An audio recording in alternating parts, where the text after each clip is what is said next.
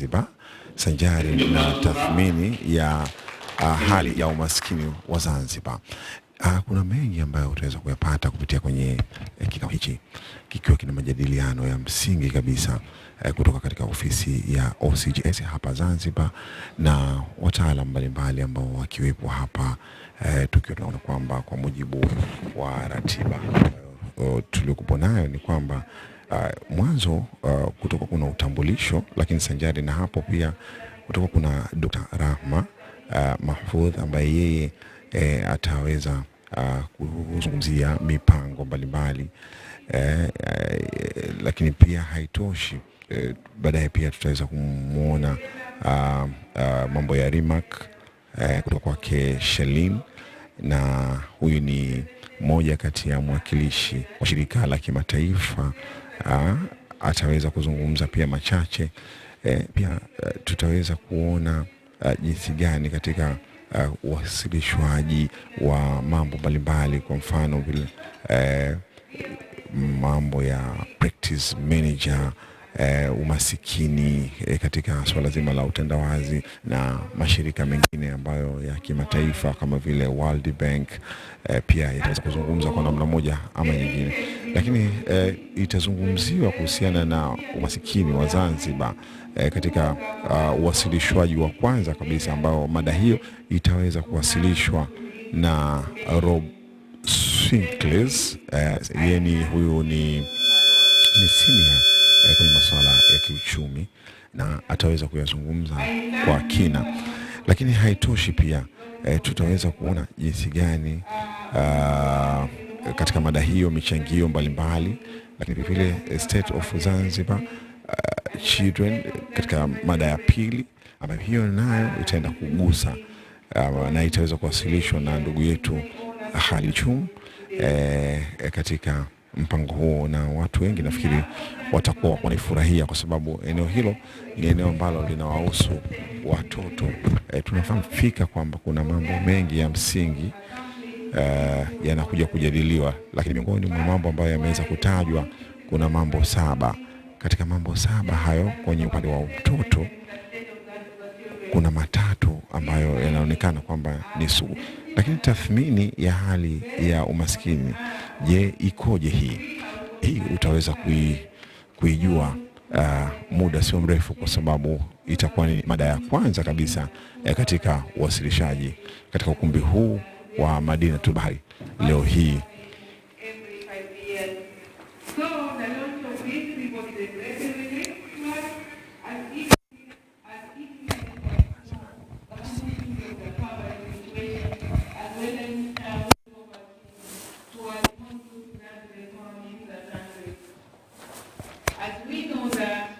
Poverty is widely understood as an elimination of basic human needs, including food, safety drinking water, sanitation, health care, shelter, education, and information.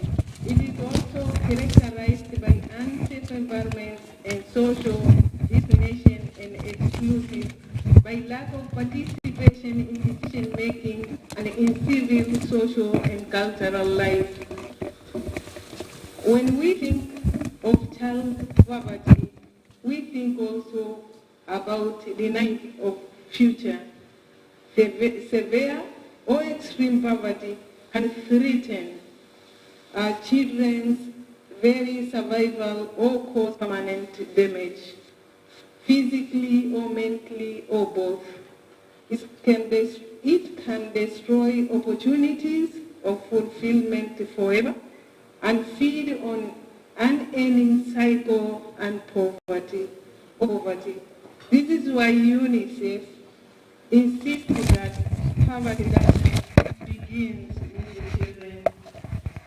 Having said this, let me take this opportunity to urge all the participants to be active throughout the presentation of findings to ensure that they cover all what will be delivered by the presenter and bring back message for implementation of the findings. Remember that these findings can need to be fully applicable to strategize for evaluating and formulating country policies, especially in the case of children in reducing poverty. With these few remarks, I would like to use this opportunity to declare that this meeting of launching on the report on toward a more inclusive Zanzibar economy for Zanzibar poverty assessment and state of Zanzibar children is officially opened. Thank you very much. Thank you, Dr. Rahma, for that remarks. Now this program is openly, officially. Thank you. So now let me welcome Shalini from UNICEF. You're welcome, madam. Please read your passport. Thank you.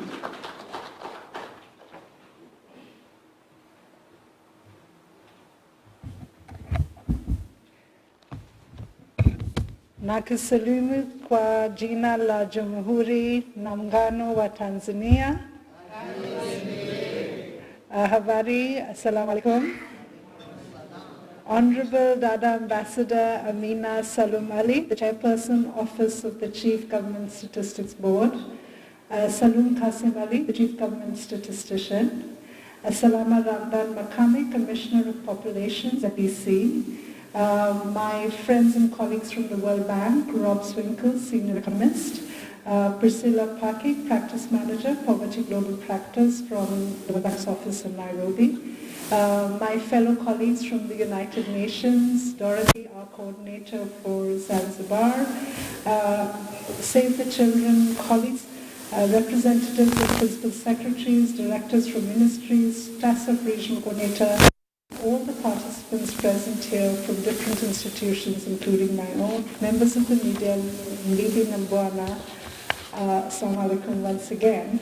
It's a pleasure to be here with the Office of the Government Statistician and the Zanzibar Planning Commission and the World Bank all together.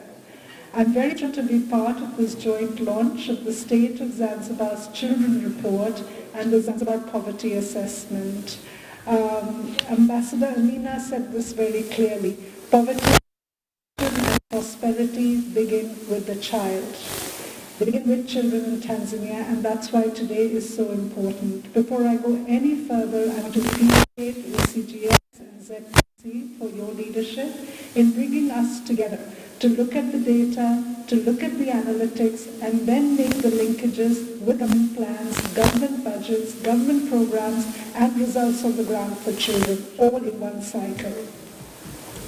Colleagues, for UNICEF, child poverty is an infringement of children's rights, and that means deprivation of any kind, deprivation of a range of basic rights and necessities, both income as well as non-income, which are considered to be essential to ensure children's well-being. This definition is grounded in the Convention of the Rights of the Child, to which the United Republic of Tanzania is one of its early signatories, and also reaffirmed in Zanzibar's 2050 plan, the SDG 1, which calls for ending poverty in all its forms everywhere. Therefore, measuring child poverty and placing it at the heart of policy debate is extremely important if we are to eradicate poverty from the Isles of Zanzibar. Today's State of Zanzibar's Children is the first such report that uses consistent and comparable indicators of monetary and multidimensional poverty for children aged 0 to 17, using the 3 rounds of the household budget survey data collected between 2009-10 and 2019-2020. Hongera sana. Looking at children matters hugely because after all they constitute almost 50% of the population of the Isles. The report shows that some good news. Children have seen considerable improvements in their living standards in the decade between 2010 and 2020. Multidimensional poverty among children has fallen almost 20%, from 53 to 34%, and this this pattern we see in child monetary poverty as well, so income poverty for children as well, which has dropped from almost 10 percentage points from 40 to 30%. We've seen improvements in education. Children in Zanzibar are now more likely to be enrolled in school, from 18% in 2010 to, as compared to 7% in 2020, and they're less likely to be overage for their grade. Another area where we have seen huge improvements is connectivity. Almost 40% of kids today are connected with the outside world, and that's something about how children engage and get information about the world around them. Gender disparities in education are telling us what we know, what we're aware of, that at the secondary school levels, boys tend to drop out, poor livelihood opportunities, so it gives us an area where we need to continue to progress. But there is much more work to do. So firstly, in terms of the road ahead, we know that 27% of children experience some form of poverty. So almost half experience some kind of poverty, whether it is monetary or non-monetary or a combination of both. Almost 1 in 5 children are extremely vulnerable by both monetary and multidimensional poverty simultaneously. And another 17% experience deprivation even if their incomes are above the poverty line. What do all these numbers tell us? They tell us that households in Tanzania and children in Tanzania continue to remain, despite all of this progress, continue to remain vulnerable. And when you look further at housing and nutrition and water and sanitation, these are the 3 indices where we continue to see deprivations. We know what the markers of these deprivations are. They could be disability, they could be geography, they could be education. If the head of the household is not educated, particularly the mother, the likelihood of that child in the household being poor is extremely high. So we know why poverty is happening, we know why vulnerability is high, and we know what we need to do about it. Which I think for Zanzibar has shown with investments in the last 10 years that we can reduce poverty and we know how we can get to our desired aim. So let me just say, from a practical perspective, what does all this mean? What this means is that we're going to need continued investments, as the Zanzibari government has done, on health, on education, on nutrition, on water and sanitation. Not just in coverage, but also in quality. So investments in human capital extremely core. We know we will need to take a differential approach to what is happening on poverty rates in the urban areas, but equally what is happening in the most deprived geographies such as Pemba. We need to thirdly, look at child and disability sensitive safety nets, and we want to expand them in a gender-friendly way across the aisles if we are to prevent vulnerability, given that almost 50% of children in households are poor. And it would be remiss of me if I did not mention, especially as COP27 is happening as I speak in Egypt, that when we look at the impact of children exposed to dangerous toxins daily as a result of polluting fuels such as coal, crop residue, or wood, there are hugely negative implications for children's health. So we need to consider the impact of these changes and impact of the use of fossil fuels on children and look at reducing that. So a new element which perhaps we had not factored in as seriously 10 years ago, but we will need to look at collectively as we go forward. And the last point I want to mention in terms of what does this really mean for us is demographics. While I congratulate you for an excellent census exercise and we now have the results, we know what the numbers are telling us. And the numbers are telling us that despite the excellent progress that we are making in percentage reductions, the numbers are not reducing. And in fact, if we look to 2050, some of the analysis that we are doing jointly with OCGS and ZPC, we can see if we look to 2050 and we look at the population trends, and this was from the last census, not even the current one, we are going to need 3 times the rate of progress in terms of number of teachers as well as infrastructure required for education if we are to meet our targets by 2050. So not just the pace today, but we need to triple our pace. So on all of this, we have to step up our efforts, and we need to step them up.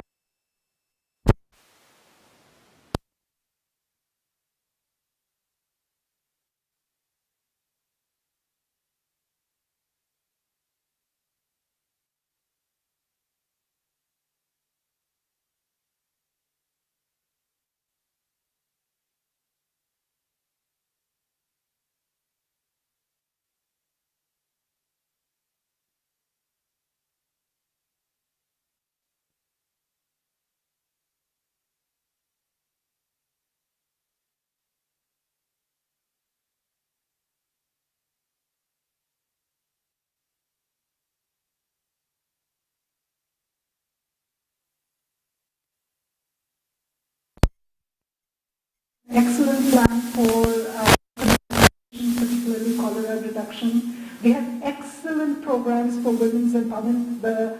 His Excellency Ali Hassan Mini himself is a he for she champion, and we know that gender and gender empowerment is core to the Zanzibar. So all we need to do is implement and implement and implement while taking into account the data and evidence for a prosperous Zanzibar, for a Zanzibar that sets the standard how island nation states can not just reduce child poverty, but can become excellent examples of children's prosperity. With that, Asante Kwasikiliza. Thank you. Huge applause to her again.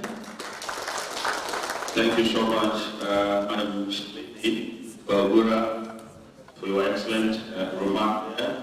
We welcome the Parsi, the practice manager for global practice from the World Bank. You're welcome, madam, and the applause to her. Thank you.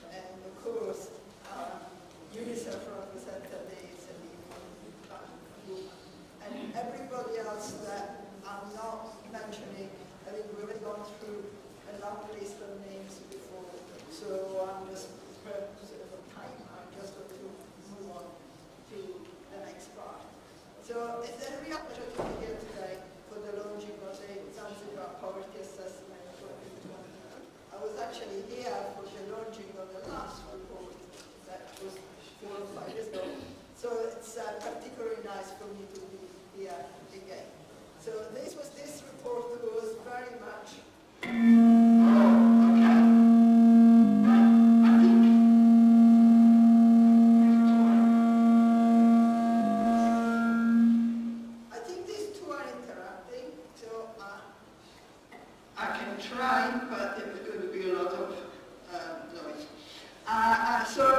this report is really the result of a collaboration with the Office of the Chief Government Statistician, which is a collaboration that's been going on for a while, and that we're very proud of. We hope that will continue for years to come. So we're very grateful for that, to them for being here, but also for the work done together. And of course, we also appreciate the collaboration with UNICEF and the fact that we are launching together today two reports that are very closely linked. Ours looks at poverty and inequality more generally, and of course a big component of that is what happens to children and women in particular, so we're very, very excited to present the two reports together. So let me talk a little bit about poverty assessment for the bank very quickly so that you know where we are. and what we're trying to do with this report, and then I'm going to just very briefly provide some sort of summary of what my colleague Rob is going to talk about more extensively soon. So, first of all, the poverty assessment are actually a code diagnostic of the World Bank, code reports that the World Bank does for every country where we operate at least every 5 years. So if a survey becomes available earlier, we do it more often, but at the most we do it every 5 years. And the objective of the exercise is really looking at how the country is progressing towards achieving the global goals of reducing poverty, and also improving the livelihood, the lives of the worst off. But also looks at other issues like growth, the growth share, how we grow the share amongst the population, so the inequality story. So it's within that context that this report was done. Beyond looking at sort of trends, we also look at what is preventing the country from doing better in those variables, and what can be done from the policy point of view to actually speed up the process. So we move from the descriptive, if you like, to the analysis, and then to some policy conclusions. And you will see that in the presentation that my colleague will give later. So just a few highlights for those of you who sort of don't have the patience to go through all the details. Let's say, leave with a vision. And I think it's particularly important to do so today, because I think overall the story that we're going to present is actually quite positive for Zanzibar. I mean, there has been progress in the implementation of the Development Vision 2050, which is basically also led to good improvements from the point of view of how people live in here, so both from the social and the economic point of view. And just to give you some example of that, basically, if you're looking, for example, at enrollment rates in secondary education, in the 10 years before COVID, so in 2009, you have about 50% of your youth in secondary education. Now it's more than 2/3. So what I say now, I actually say this is 2019 data, so it's pre-COVID. And we can talk a little bit about what COVID actually meant, but this is a pre-COVID situation, which I think is more relevant, to be honest. So, and then if you're talking about electricity, access to electricity, for example, you were below 40% in 2009, you're now nearly at 60%. So that's actually quite an improvement. But on the other side, and there are many other indicators in which improvement there is made. But the glass is really only half full, because the message I wanted to bring home is that things could have been better. And what do I mean by that? So if we're looking at growth rates, GDP growth rates, you actually had a really impressive 10 years, the case before COVID. So, I mean, if I'm not wrong, I think you had an average of about 6% per year, which is pretty high. The sort of less so good story is that really the reduction in poverty was only a quarter of that. And that basically, I suppose the question then is why? So what I'm saying is that growth did not transfer in poverty reduction as much as we would have wanted to see. Right? And the question is, as I say, why? Right? What happened? How can we improve on that? I think there are a number of factors, and you've seen the presentation several of that. The first one, which has already been alluded to by Shalini before, is that population growth has been so high. So while you had a GDP growth rate of 6%, the GDP per capita growth was only 3%. half of it. So about half of your growth is gone simply to pay for additional people. Right? And this is a really high increase in population. Now, the number I'm taking is actually from your census, so it's great revenue census, as opposed to good, less good stories that it shows quite clearly how fast the population has been growing. And that means that you really need to just grow really fast in order to stay the same you have, right? And that's true in everything. It's true from the point of view of economic livelihood, it's true in terms of service delivery, as we were saying before for children. It's going to be also from the view of fiscal space. Needs to grow at the same level if you really want to maintain the same type of investment that you had in the past. So that's the first sort of big message. The second message I would sort of think would highlight is that while there's not been a massive increase in inequality, and if you take people in Zanzibar overall, inequality hasn't really changed very much. But what has really changed is geographical disparities. So they really basically have a story of two islands. One island that's growing really fast, and one island, Pemba, that isn't. And that is really preventing Europe from reducing poverty, because this is where people actually are. And I think it's also eventually going to affect your growth rates. Because you cannot grow, and we've seen it in many other countries, you cannot grow fast if you leave, in your case, half the island behind. So, the other thing that's happened is because, and I should have said this when I was talking about population, because your population has grown so much, despite the fact that you reduce the incidence of poverty, the number of poor stays pretty much the same. So you haven't really reduced the number of poor, just because the population is growing so fast. So what does that mean?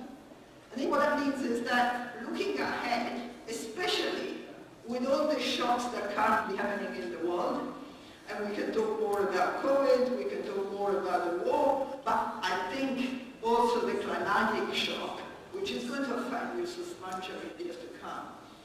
I think somehow you need to change your development model. And this development model needs to change, I think, in the three areas that are going to be highlighted in the presentation, which I think are very important for sort of policy changes. The first one is the tourist industry, because it's pretty clear that poverty hasn't really come down, despite the fact that your tourist industry was growing fast. So clearly, the type of growth that the tourist industry was having was not inclusive, only affected some people. I don't think it's even sustainable, given, as I say, what is likely to happen to, first of all, to the global economy, which is going to affect the number of tourists coming, but also the climate. So you need to look for a way of developing the tourist industry which is more inclusive, goes beyond, could basically achieve every island, touches every island, but is also more sustainable. I think you need to look more at the development of sort of jobs, both wage, basically livelihoods, I'll say, both wage employment, especially for youth and women, but also small and medium enterprises.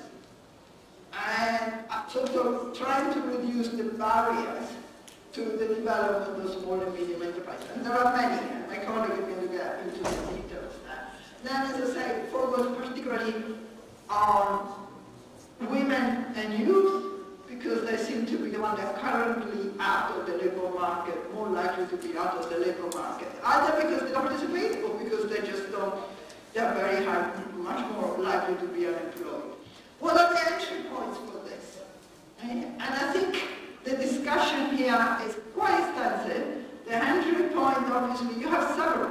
So there are challenges, but there are also a lot of opportunities. And the one I would like to highlight is basically the blue economy.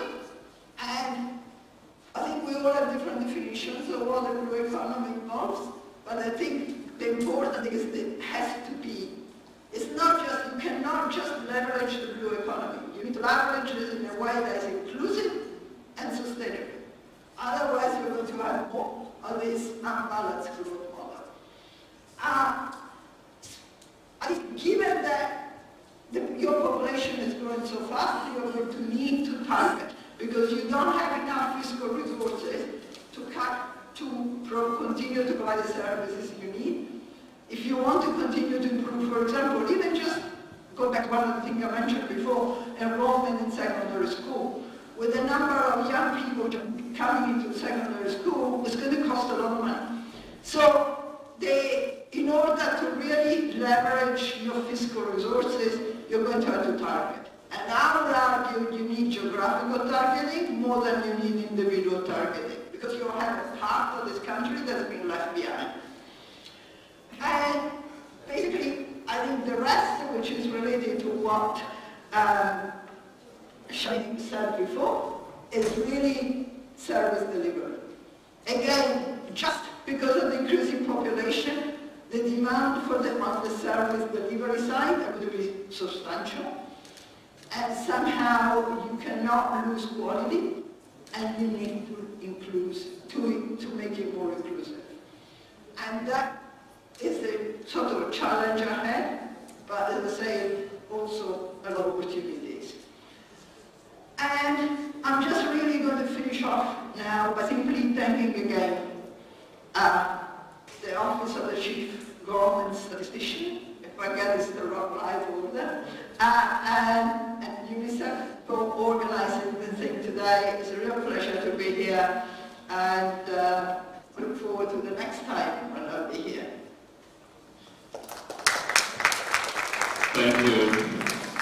Thank you, Madam Prola Pasi. She's experienced in 15 years on poverty and equity global practice. Thank you so much. Now let me welcome Mr. Rob Bank. He has worked with our bank for more than 12 years, supporting policy focusing on poverty analysis and statistical development. You're welcome, Mr. Rob. Now let's see his presentation. Thank you.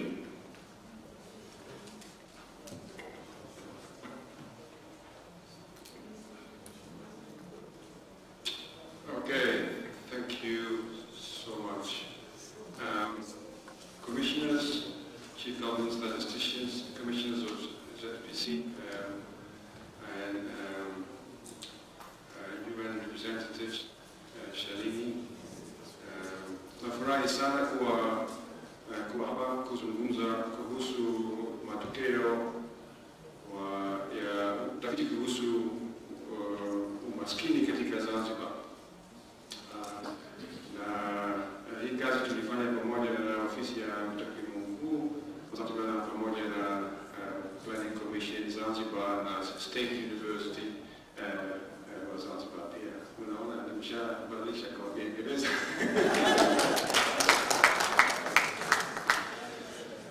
Sasa naendelea kwa Kiingereza.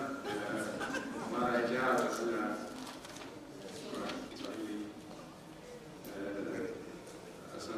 So I'll talk to you about the brief findings of the Zanzibar poverty assessment.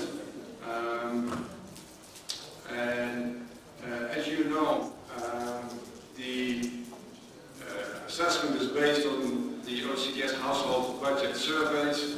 They collect detailed data on household consumption. Consumption is the measure that we use to measure welfare, to measure poverty. Right? So we look at the period, the 10 years before COVID, and we look at not just poverty reduction, but also what have been the drivers for poverty change, right? And what are the constraints for reducing poverty further. So there's about 10 findings that I'll take you through, right? So let's start with number one. So finding number one is that poverty came down, but the pace was slow relative to population growth. But if you look at the left slide, so the blue line is the poverty rate in Zanzibar, and you see it came down from 34.5 to 35.6, so that's about 9 percentage points over 10 years. And you can see on the right side though, the blue balls are the number of people. Yeah. Yeah, let me sit there if you want to look at the slides.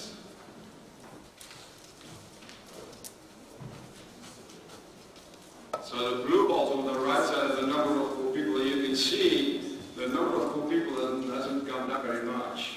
It only came down by 27,000.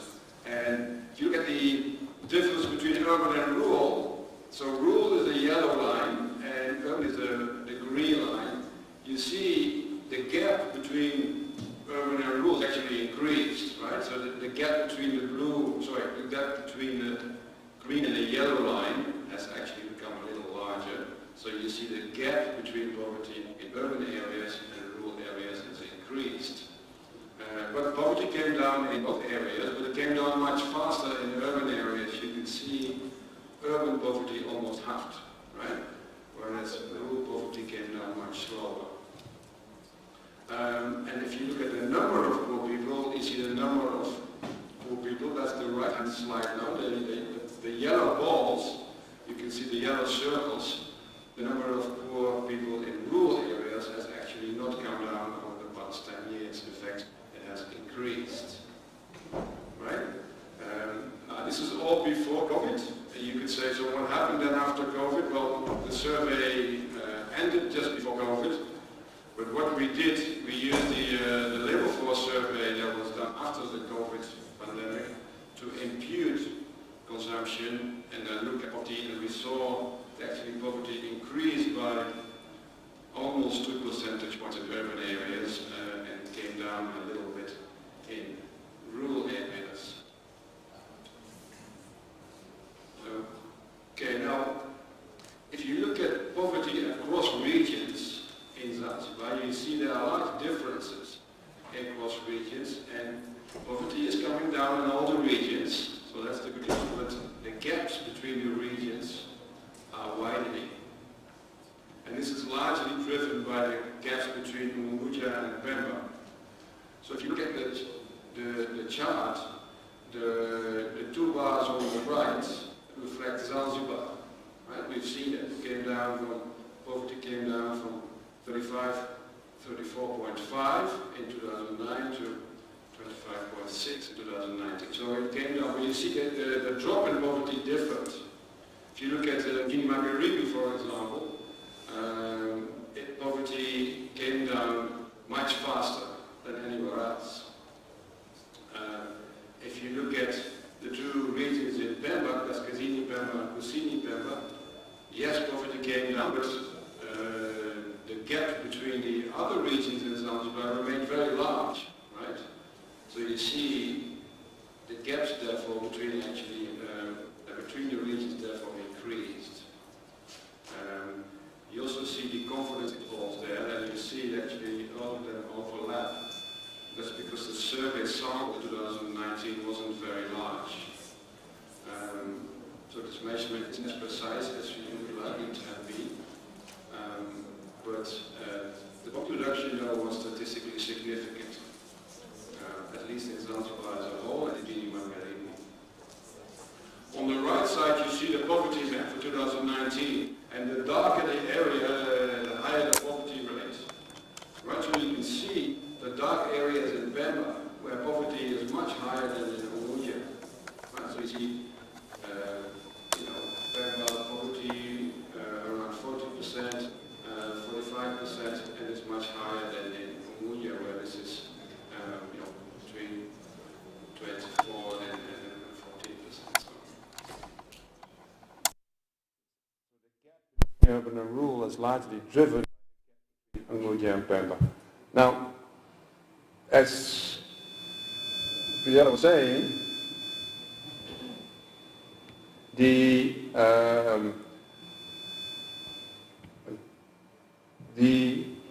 gap between, so Zanzibar experienced substantial GDP growth per capita, right? The economic growth was actually quite substantial. Even on per capita terms, it was still almost 3%. The transmission of this growth into, can we get rid of the beep? Is that possible? Okay, so it only comes when I speak, right? No, it's okay. So that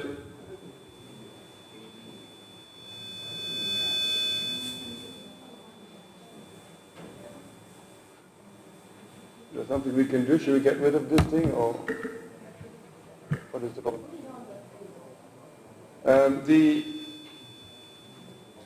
So, as I was saying, GDP per growth per capita was high, but the transmission into growth was limited. And so one way to look at this is to look at the growth elasticity of poverty. So what does that mean? So you do this as follows. So you look at real GDP per capita, and it increased by 33.6%. And if you look at the poverty rate, we get a relative change of 24%. And then you divide the two, right? So 34.3 divided by 33.6 is minus 0.72. So that's the elasticity. Now, is that high or low? Well, if you compare it to other areas like sub-Saharan Africa, for example, it's quite typical, that figure. It's not uncommon for the continent. But if you look at the rest of the world, it's actually much lower. Yeah, in the rest of the world, it's typically around -2.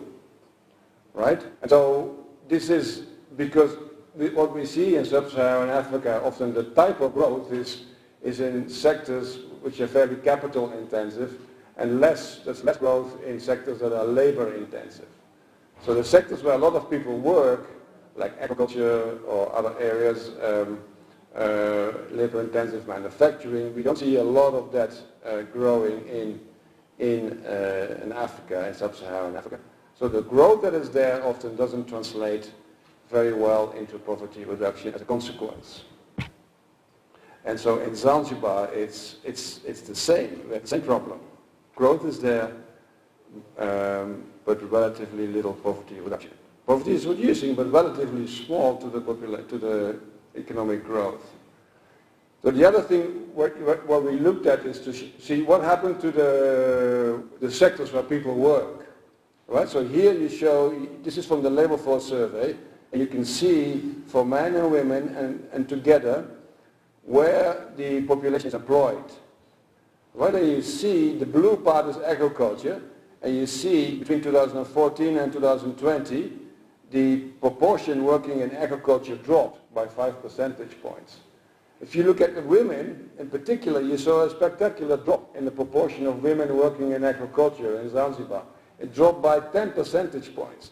So a lot of women in particular moved out of agriculture during this period in Zanzibar, right?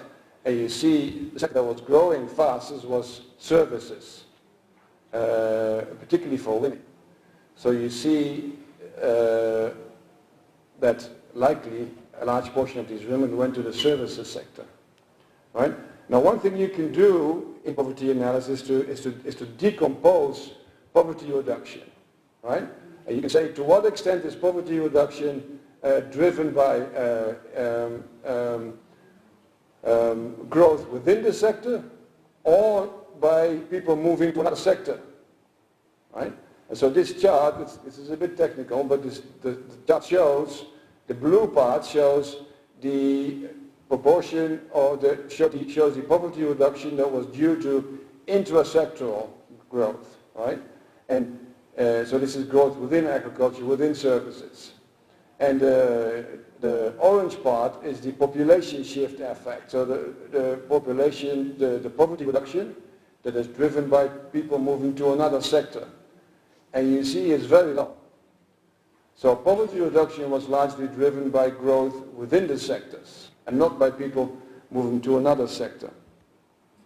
And so in the but at the same time, people then these women moving to the services sector, at the same time we saw poverty reduction was low, lower than we thought. And so in the island of Unguja, for example, that means that many of those that left agriculture, mostly women, likely ended up in the low productivity jobs in the services sector. Right? They have been unable to benefit from the fast-growing tourist industry. These charts that you see here, they show the sector of work of the main job people have, right? And so you see the blue line is agriculture, and the green is industry, and yellow is services, and the gray part is unemployed or inactive. And the left chart is Unguja and right is Pemba. And so you see that they're very different. In Unguja you see the poor people a variety of things, right? The poorest quintiles on the left, for example, a large proportion is agriculture, yes, but the highest portion is unemployed or inactive. And 30% of the poorest is also in the services sector. So many of these, so you can see, working in the services sector doesn't mean necessarily you move out of poverty. In Unguja. In Pemba it's very different. In Pemba you see nearly all of the poor are in agriculture, and only in the top quintiles, you see the 9th and the 10th quintile, the richest part of Pemba, that's where you see the people working in the services sector. Okay, so these charts move, the poorest are on the left and the richest are on the right. So you rank the population from poorest to richest, and then you divide them into groups of 10 called deciles, and then you find for each decile how is the distribution of people across sectors of work. And this is how you produce this chart, and then you can see what I just explained. Right, so here's the same type of analysis, but now looking at men and women separately. Right, so this is again sector of work by main job, by welfare decile. Again, the poorest are on the left, and then move to the right. People become richer. So you rank the population in the survey, and then for each group of 10%, you look at how they work, what sector they work. Now for the men, you see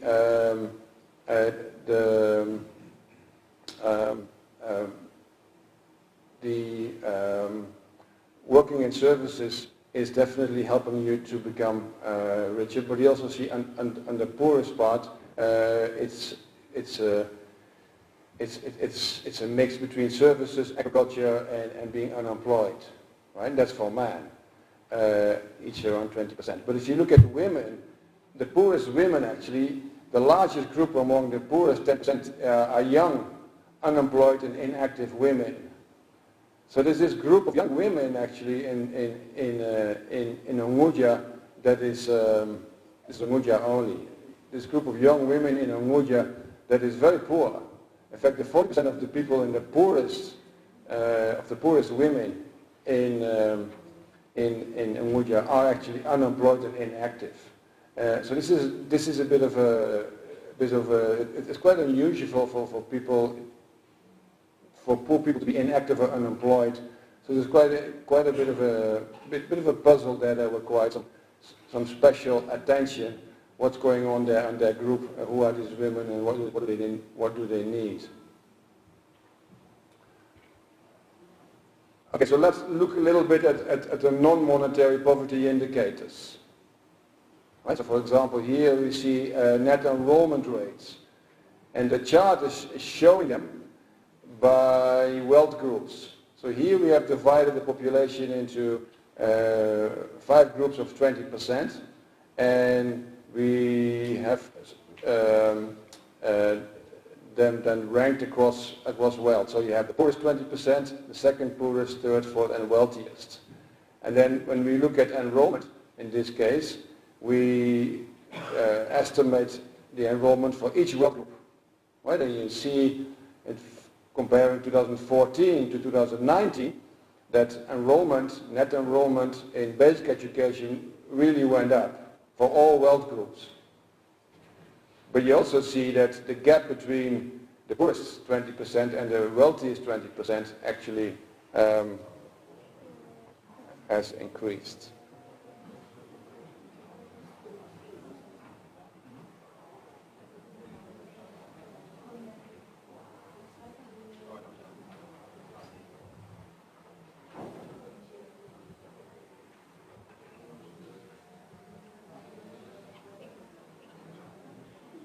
Okay, now we go to the romantic part of the presentation, the candlelight part.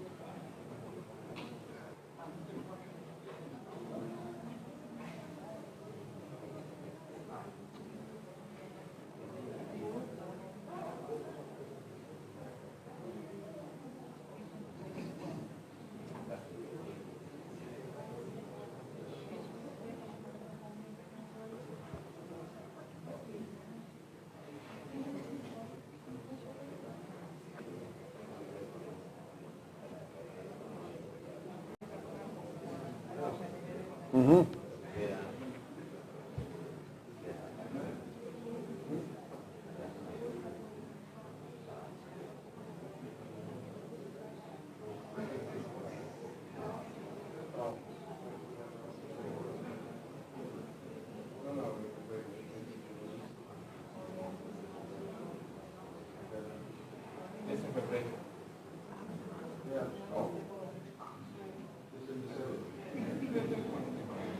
Magic.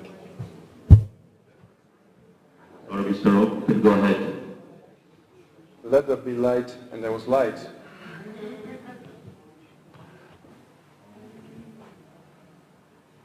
Okay, we have to wait for the projectors to come back on.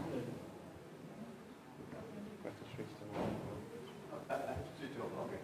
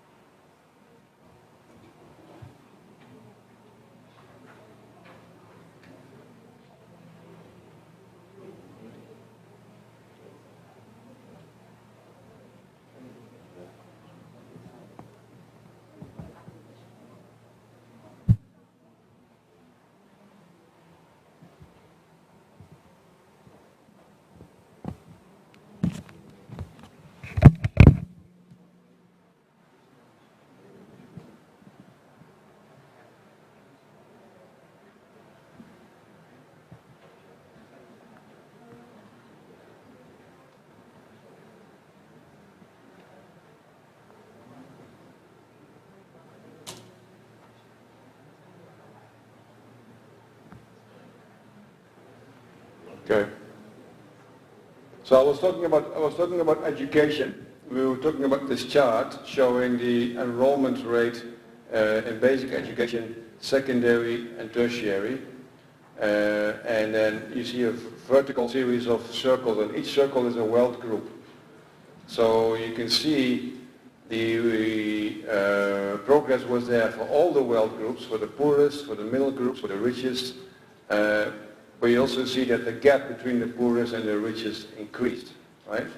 There was 15% difference in 2014, and 2019 it was larger, 22%. So you see the poorest are progressing, but they're progressing more slowly in basic education. And something similar we see in secondary education, upper secondary as well.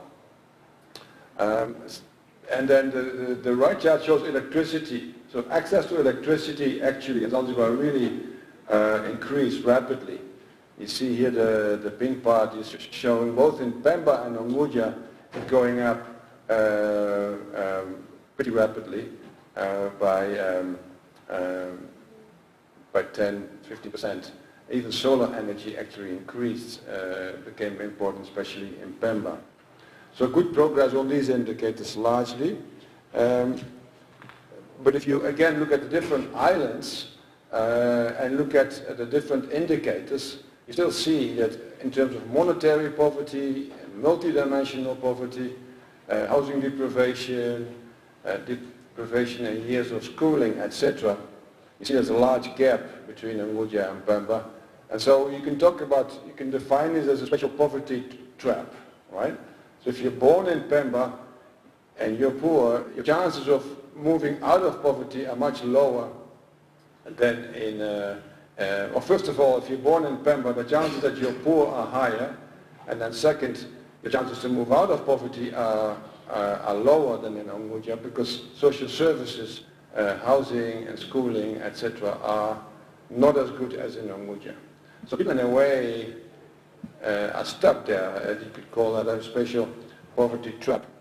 Here, one other way to look at this is to look at spending on education, right? So you see in these charts here, you see on the vertical axis is the amount of expenditure in shillings per primary and pre-primary unit, right? So and on the horizontal axis, the x-axis is the poverty rate.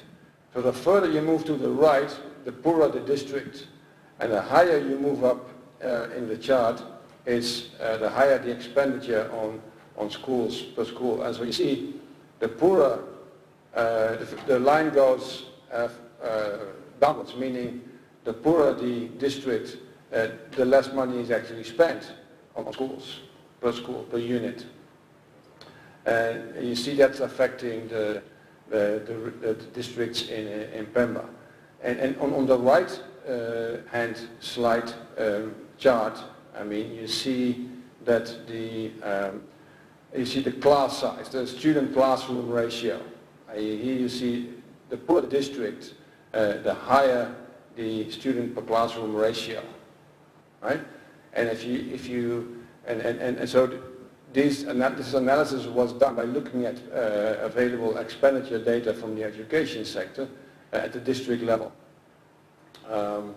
And you can see also that the share of public education spending going to households in Unguja is 78%, but only 43% of the poor live there. So if you really want to tackle this gap in service delivery, in quality of services for the poor, education in particular, you have to better target, you could argue, better target the expenditure towards these poor districts to get them on board.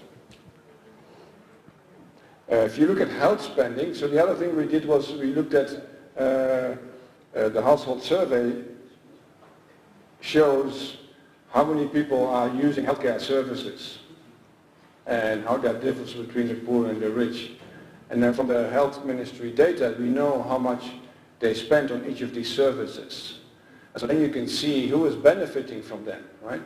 And so here you see in this chart, for example, that all the poor and everyone actually benefits from healthcare, but the rich benefit more from healthcare than the poor.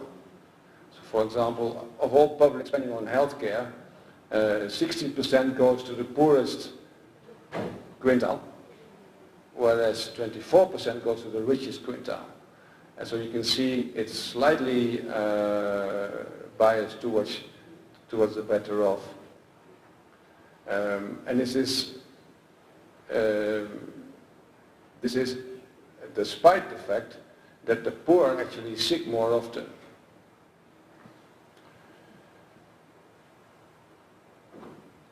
But if you look at other service providers, such as private healthcare providers, you can see there the bias towards the rich is even larger. And the same counts for pharmacies and non-government services.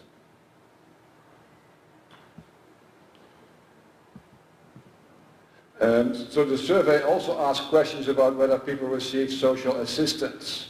And this is from the household survey, and suggesting that only 5% of households interviewed in 2019-20 said they received social assistance from a government program. And so you can see in the questionnaire there's three types of programs. One is called social benefits from the Ministry of Finance, one is called the cash transfers from TASAF, and the other ones are non-contributory social pensions. So as you can see, if you look at the TASAF one, and that in particularly the TASAF program is reasonably well targeted towards the poor, because 40% of all beneficiaries are in the poorest quintile. But you can also argue, well, but then 46% of beneficiaries were not below the basic needs poverty line. So you could argue, okay, it's reaching, it's targeted towards the poor, but there could be scope for improved targeting. Yeah. But there's also, I mean, I know that the 5% coverage is much lower than what the TASAF records show. So so there could be issues around the way this question was actually implemented in the survey. So this is open for discussion, and all it shows is when the survey is done next time, it's important to really make sure these questions are asked in a way that the TASAF team and the other program managers from these programs are well involved in how the questions are asked, etc. So you make sure we get it right. Okay, so looking further at education actually and employment, you can see employment among men and women differs a lot between Zanzibar and all of Tanzania, right? So the blue bars are Zanzibar and the green bars are all of Tanzania. And you see the proportion of women that are working, and particularly women, the gap is large, right? The proportion of women that is working actually came down from 56 to 50%. And this is a large gap with the rest of Tanzania, because they have 70%. So Zanzibar also seems to be affected by this low employment rate among women. Women are actually fairly well educated. The gap between men and women in terms of education is fairly small in Zanzibar, but employment rates of women are much lower than of men. 73% of the men in Zanzibar were working 2020-21, and only 50% of the women. The other thing that the survey looks at is actually quite interesting. It's also it's looking at time allocation. How much do women and men spend? How much time do they spend on work, paid work, and how much do each of them spend on non-paid work? That's as domestic work at home, so caring and taking care of the household. And you see, women spend over 6 times as many hours as men during unpaid domestic work. And these women, they've been to school, they're well educated, and yet they end up doing a lot of unpaid domestic work. You could argue that's making it difficult for them to raise incomes for their family and help them move out of poverty. So getting more women to work is going to be an important policy issue in Zanzibar going forward. Okay. So policy options. So here we talk about first tourism, right? So tourism is the engine of the Zanzibar economy. How can we need to make it more inclusive, and we need to promote more economic opportunities in Pemba. So we're saying the tourism sector could actually offer much more diversified products that benefit a larger share of the population. And for example, you could promote the establishment of locally owned small accommodation establishments course they need to be quality controlled, so they need to be quality labeled. And this could be modeled after the Seychelles Secrets Initiative, where they have good experiences with this. Secondly, you could also think about diversifying to small group rural destinations and activities, maybe managed by communities. And this could be around cultural preservation, getting communities involved in preserving historical and cultural assets, and then getting more tourists to benefit from those, to access those, come and see those. That is another option for getting more people to benefit from tourism. There's a lot of potential for that in Zanzibar. Third, we're saying putting in place infrastructure and promoting investment in Pemba. Also in the area of tourism, of course, is going to be important. But then do it in a way that's benefiting local communities. So, still talking about tourism, there's also a scope for further strengthening backward linkages to the local economy of goods and services. So tourists come to Zanzibar, but 80% of what they eat and drink or use is imported. So how can that be fixed? How can you solve that? So one way to do that is to address the mismatch between the sector's requirement and what can be supplied locally. And that requires a network of collection, treatment, and distribution centers under private management with an active role in the training of farmers, etc. Okay, moving on to the labor market outcomes. Right, so a lot of the women and some of the men as well are unemployed, particularly among the youth. So one way to address that as well is better skills training and better internship programs. So the students can apply and practice what they've learned in school. Right? So better linking the training to the labor market, to the work is important. But you also need a human capital development strategy for skills training, right? Including soft skills that is linked to what is needed for Zanzibar's growth engines. So that when they leave their training and schooling, they can fit into the industries that are Zanzibar's growth engines. So better linking the training to what is demanded from these engines is going to be key.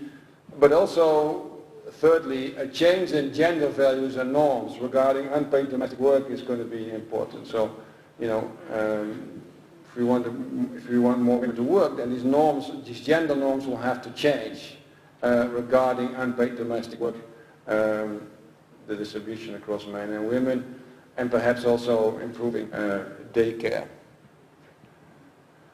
On education, you could say, how can you narrow the gaps in service provision across Zanzibar? And one area here would be getting new teachers and infrastructure allocated more according to need.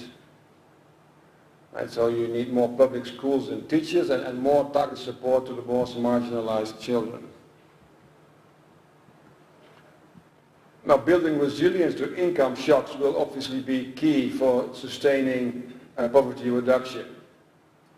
And this is going to be important, particularly now as the world continues to face crisis after crisis.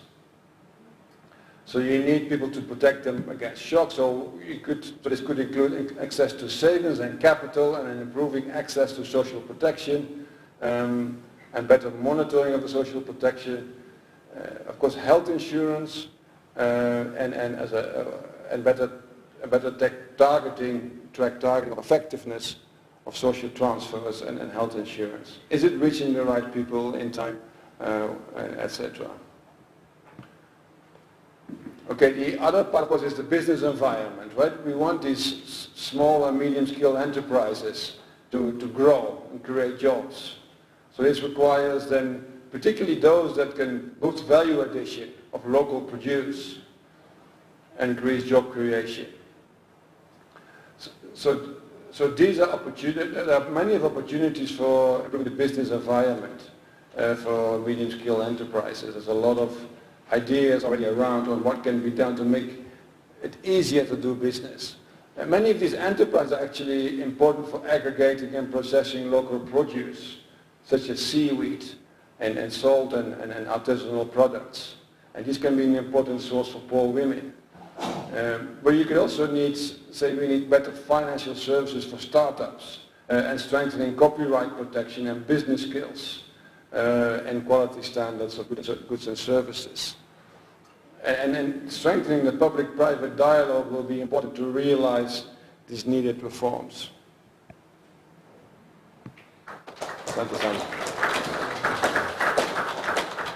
Thank you, Mr. Rob, for the productive presentation. Now the time of break. Let's get a tea break. Then we will be back here after 10 to 20 minutes. But we have to remember, as Madam Chalini said, it's a time to work. Haraka haraka, it's a time to work pole pole. So we have to get a 10 minutes, then be back here for the second section. Thank you.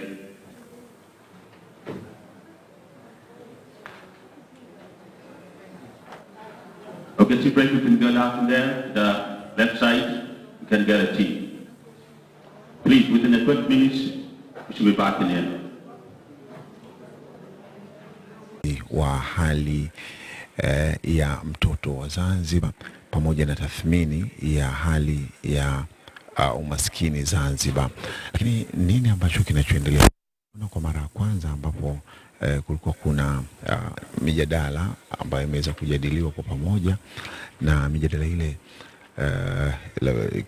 yaliyozungumzwa pale ni miongoni mwa vitu ambavyo vinahusu ama niseme vitu ambavyo vyenye tija zaidi katika Zanzibar yetu hii, na zaidi ni kwamba kuhusiana na Zanzibar Poverty Assignment presentation. Pale tumemwona Mr. Rob Squink ambaye yeye alikuwa ni mchumi huyu mbobezi katika masuala hayo kutoka kule World Bank.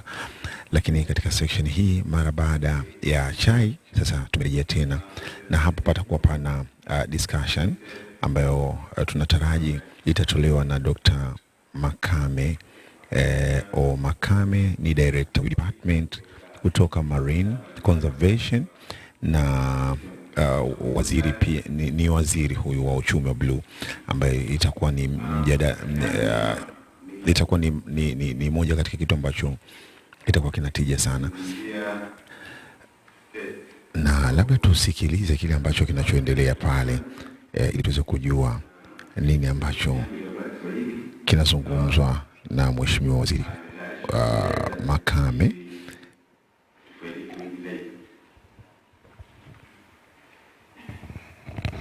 Na maeneo yanayozungumzia ni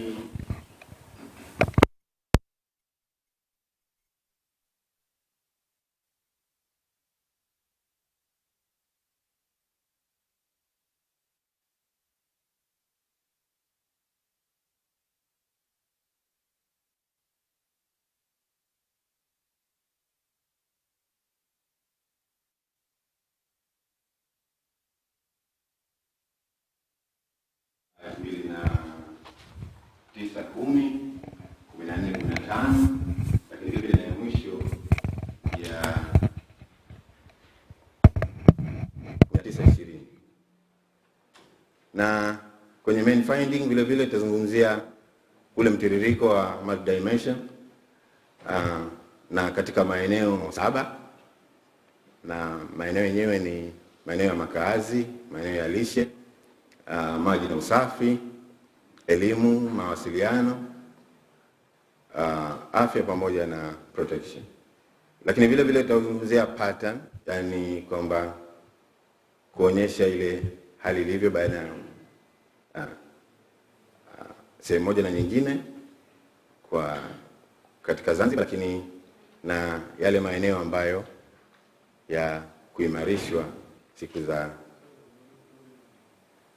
mbele pale tutapofanya tafiti na mwisho tuta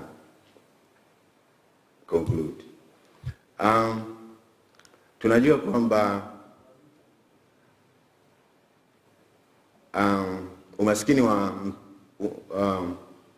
umaskini kwa watoto unapelekea kumfanya mtoto manake awe na matokeo mabaya siku za usoni, kama atakuwa toka mapema amepata matatizo kutokana na matatizo ya umaskini.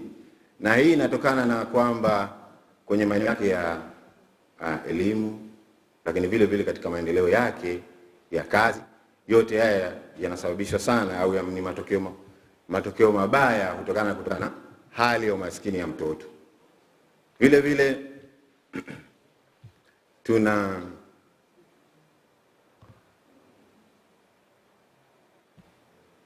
sorry, I will mix the language. We end poverty in both crucial for fulfillment right of the child and the future economic social development. Vile vile tunajua kwamba umaskini huu wa kipato au wa kifedha ni sehemu moja muhimu sana kwa kipimo kikubwa sana katika umaskini wa watoto, ijapokuwa kwamba haiwezi kuweza kucapture ile nature ama ile existence of material social deprivation suffered by children and families. Vile vile tunapima multi-dimensional child poverty. Efficiency recognize the importance of need that the children and well-being beyond those reflection by monetary indicators such as income and expenditure. Sasa katika kufanya hii kazi, wakati tunatayarisha hii kazi kwamba kuna hii moda ni tool ambayo inatumiwa na UNICEF katika kuangalia hii multi-overlapping dimensional analysis, na baada ya kuwa na hii framework ambayo kazi yake kubwa ni identify the child kwenye wale watoto ambao wamekuwa deprived na maeneo yale 7 ambayo tutayaona huko mbele.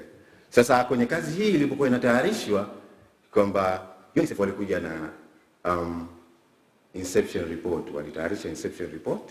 Baada ya hapo ikatumwa kwa tume ya mipango, lakini vile vile ile ilikuja OCGS.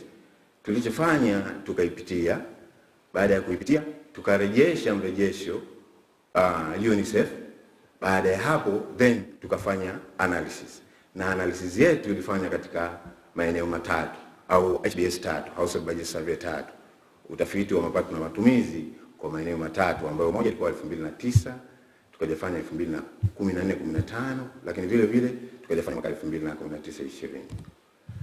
Na kama nilivyosema kwamba tuna maeneo 7 ambayo yamefanyika kwenye hii kazi, na maeneo yenyewe ni housing au tunasema kwa lugha yetu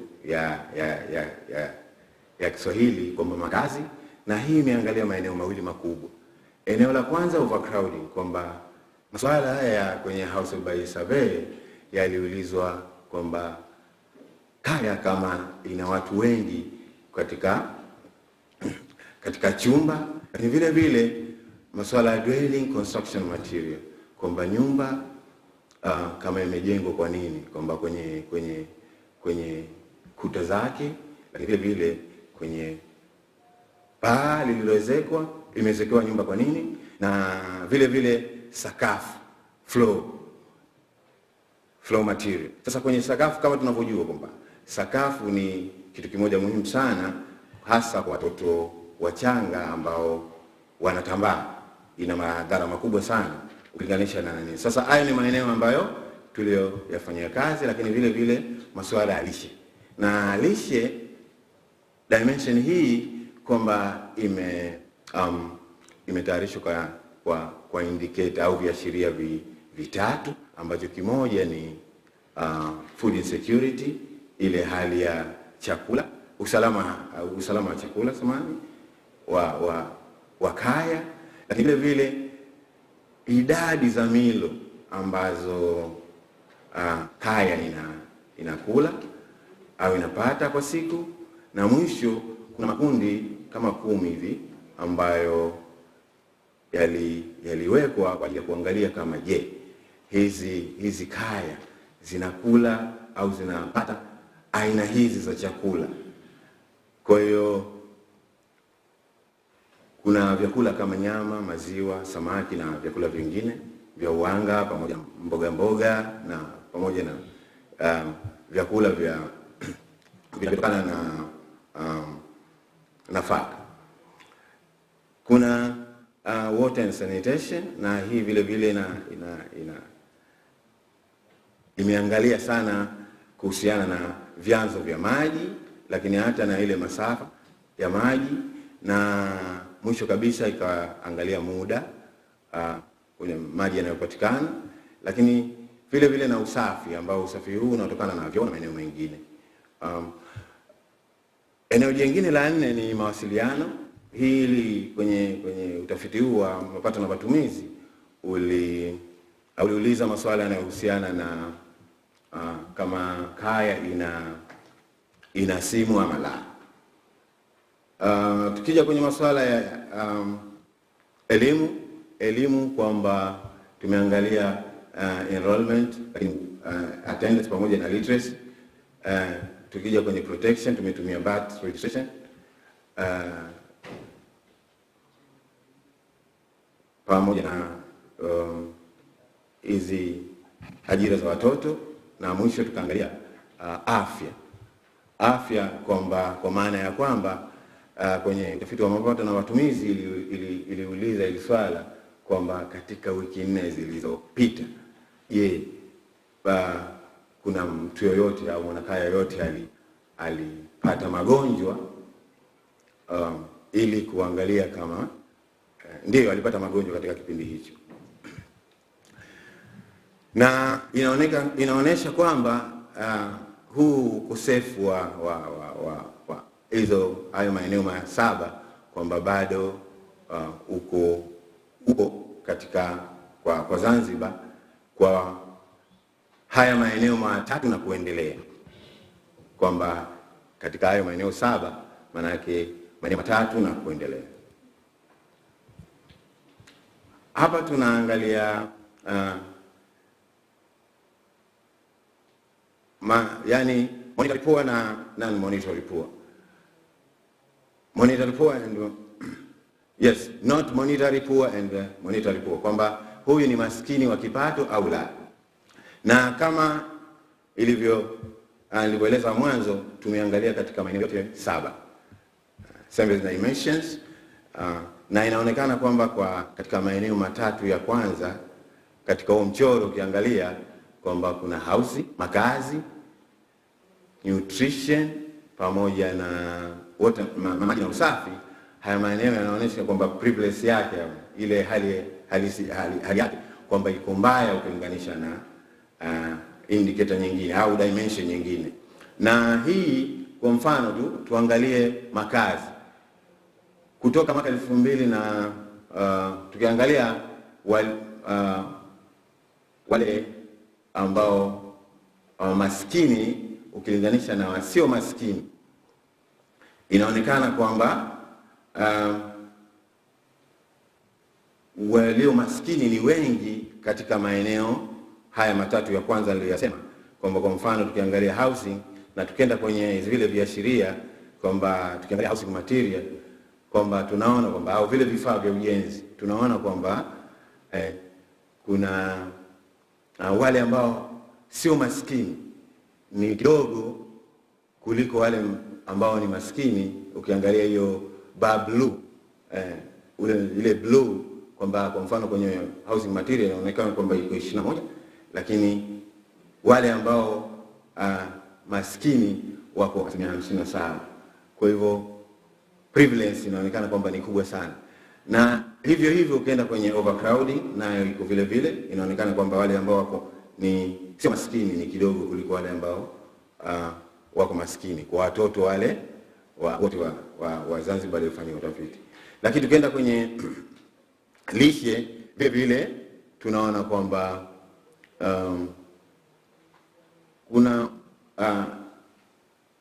kuna similar pattern ambayo imeonekana kwenye housing au makazi, kwamba wale ambao wana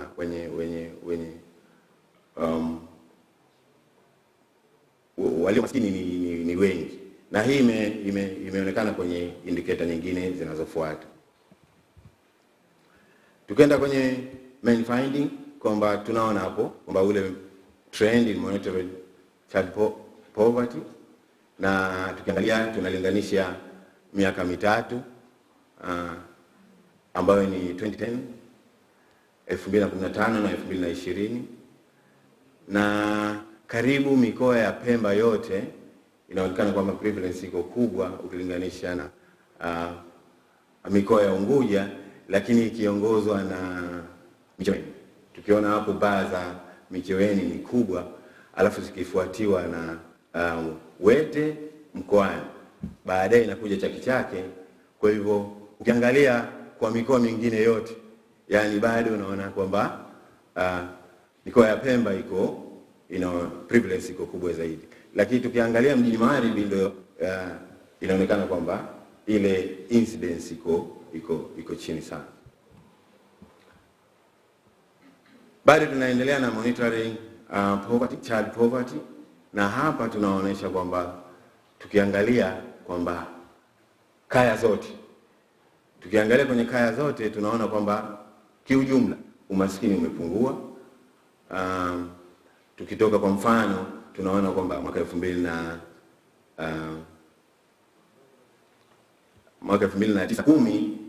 tulikuwa tuko maskini kwa 34.9, ikashuka hadi 30.4 mwaka 2015, lakini ikashuka zaidi mwaka 2019-20. Nafikiria Robo hii kaiweka vizuri, alieleza kitu kama hichi. Lakini tukilinganisha sasa na watoto, tukilinganisha na watoto tunaona kuna uwiano na ambapo ingawa iko juu kidogo, lakini kuna uwiano kwamba kwa mwaka 2009-10 kulikuwa na asilimia karibu 40, ikafuatiwa na asilimia 34.7, lakini baadaye ikashuka zaidi kwenda asilimia 30.1. Na kwa upande mwingine huu wa kulia tunaona kwamba tunalinganisha baina ya rural na urban, maeneo ya vijijini na maeneo ya mijini. Tunaona kwamba bado hali ya mijini, bado maeneo ya vijijini kuna kushuka kwa hali ya umaskini, lakini bado ile hali bado haijawa iko vizuri sana ukilinganisha na mjini, kwa sababu mijini kuna maendeleo makubwa, ile improvement ipo vizuri. Na ukiangalia kwa mfano hapo tuna asilimia 32, ikashuka hadi 17 mwaka 2020, na imeonyesha kwamba tukiangalia zile total bar tunaona kwamba kuna mtiririko uliofanana, ile similar pattern ukiangalia hizo maeneo mawili, rural urban pamoja na against total. Hapa tunalinganisha maeneo matatu ambayo tunaangalia multi-dimension analysis, ambayo kama nilivyosema mwanzo kwamba inajumuisha maeneo, yani zile dimension 3 na kuendelea. Manake mtu ili awe multi-dimension poor anatakiwa awe angalau deprived na 3 dimension and na kuendelea, kwamba amekuwa deprived na indicator yani dimension 3 na kuendelea, ambazo zile 7 katika nilizozieleza mwanzo. Alafu na monetary and multi-dimension, kwamba tuna combine the two method kufanya pamoja, alafu na mwisho tunaangalia monetary pekee yake. Sasa multi-dimension imepungua kwa ufupi. Hizi zote aina zote za umaskini zimepungua, lakini tukiangalia kwamba ile mstari manjano ambalo huu umetumia njia zote mbili kwa pamoja, unaonekana kwamba uko chini kabisa, yani kuliko hii nyingine. Lakini tukiangalia katika kwa moja kwamba wale ambao wameathirika na dimension 3 na kuendelea walikuwa na 53% kwa mwaka 2010 ikashuka 47 hadi 34%. Na wale ambao watoto ambao maskini wa kifedha ilikuwa 40% ikashuka hadi kufikia 35% hadi 30% kwa mwaka 2020. Na hii manjano kama nilivyosema kwamba hii imechanganya njia zote mbili. Kwenye hii tunaangalia maeneo kwa ufupi ni eneo lile ya maeneo matatu. 47% hawa ni wote wako katika dimbwi hili la umaskini, watoto wote ambao wako kwa 47% wako katika dimbwi hili la umaskini. Na tukiangalia kwamba ile monetary peke yake, yani umaskini wa kifedha peke yake, watoto ni 13. Wale ambao wamechanganya njia zote mbili, yani either ni math dimension or monetary poor, hawa ni 17%. Lakini wale math dimension peke yake ni kwa 17%. Ukichukua wote wanafanya kuwa na 47%, na wale ambao wao hawamo katika dimbwi hili la umaskini wana 53% ilionyeshwa juu kule. Sasa hii kwa pamoja kwamba inafanya kwamba watoto hawa walioko chini ya miaka 17 kwamba wana 34% ni wamekuwa deprived na multi dimension. Kwa hivyo hawa wameathirika na zile dimension 3 na kuendelea. Lakini vile vile 30% wapo katika umaskini wa kipato.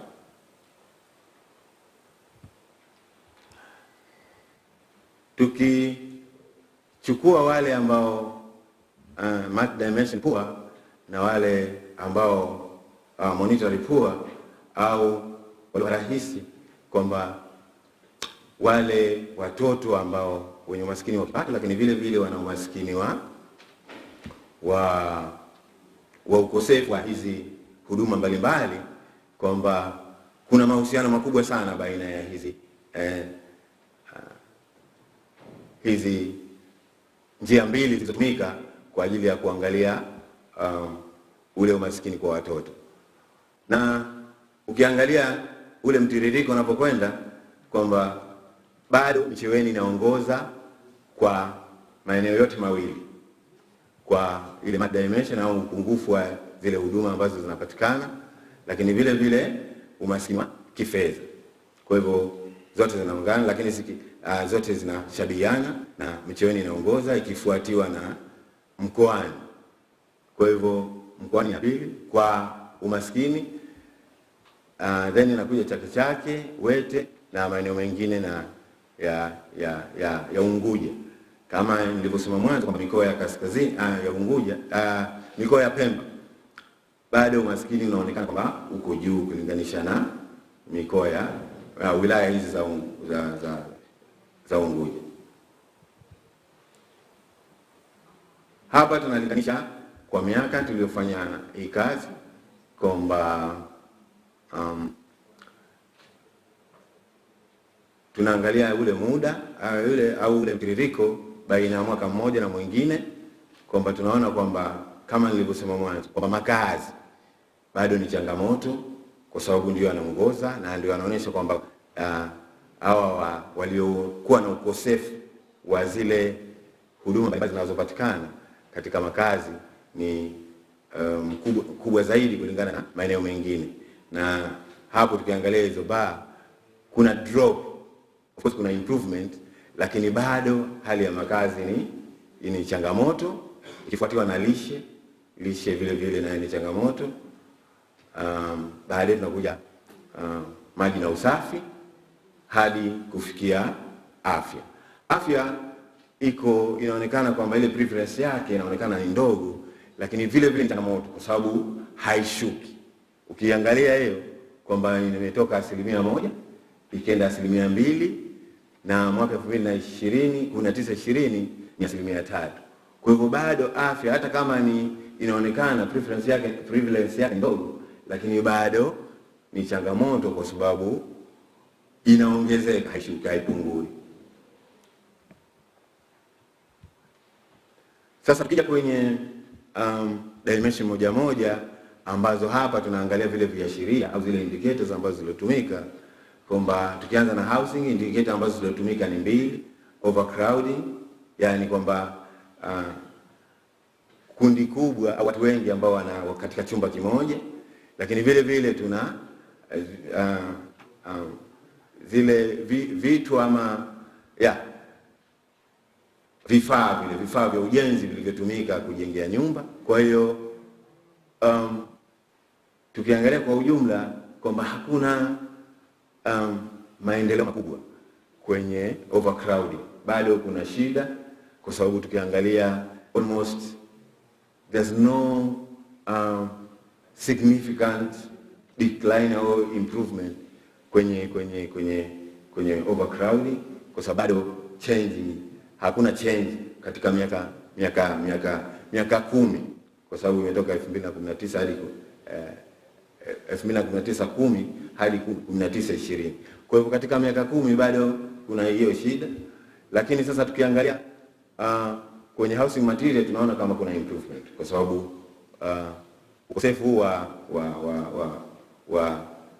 vifaa hivi vya ujenzi kwa katika hali nzuri. Maana yake tumeona ilikuwa 60% kwa mwaka 2010 na kufikia 28% kwenye mwaka 2019-20. Bado tunaendelea kuangalia makaazi, na tukiangalia hapo tunalinganisha mijini na vijijini. Kuna decline, tunaona kuna mafanikio kwa kiasi fulani kwa miaka hiyo 10, lakini bado ni changamoto. Kuna ile disparity between rural and urban bado ipo, lakini hata hivyo hii ni quintile ambao tunawarenki wale maskini, watoto maskini tumewarenki kutoka yule maskini kabisa hadi kumfikia yule ambaye tunasema poor to the poorest to richest. Kwa hivyo tumewarenki hivyo katika makundi 5. Kwa hiyo kila tukienda tunaanza na kwanza housing material, tukitoka kwenye Q1 hadi Q5 tunaona kwamba kuna maendeleo. Maana yake kwamba huyu Q1 yule ndio the poorest, na huyu Q5 yani quintile 5 yani huyu ni the richest. Kwa hivyo kila mtoto ule umaskini unapopungua, maana yake yeye hawa watoto ndio wana ile ukosefu wa vile vifaa vinavyotumiwa au upungufu wa vile vifaa vinavyotumiwa katika ujenzi unapungua. Kwa hivyo maana yake anaishi katika nyumba ambazo zimejengwa kwa vifaa vizuri. Lakini tukiangalia overcrowding nayo ina mtiririko kama ule, isipokuwa tu hapa gap baina ya rural na urban si sana ukilinganisha ile na housing material, lakini bado ni changamoto ukilinganisha na housing material. Tukija kwenye lishe nayo imetumika maeneo 3, ambayo eneo la kwanza ni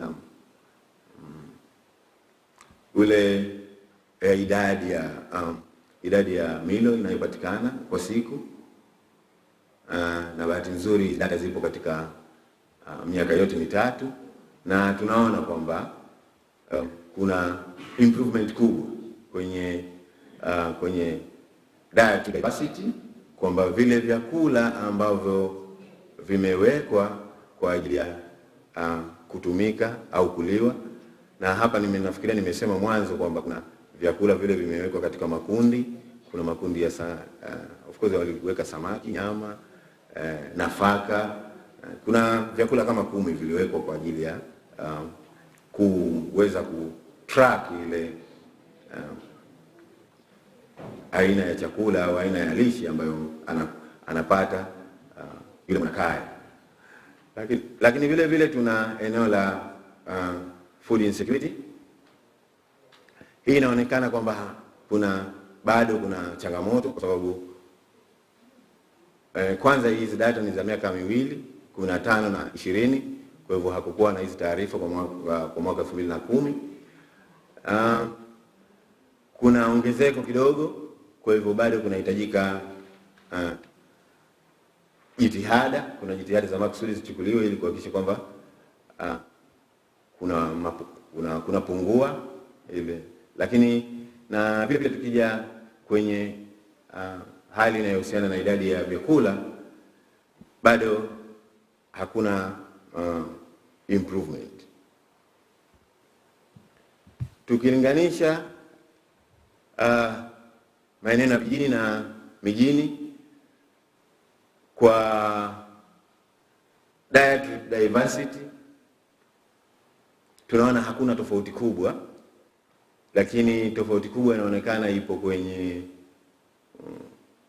idadi ya milo kwa siku. Hiyo nani ya katikati, idadi ya milo kwa siku. Kuna upungufu kadri ya mtoto akitoka kwenye maskini kwenda kwenye utajiri. Kunaonekana kwamba yule ambaye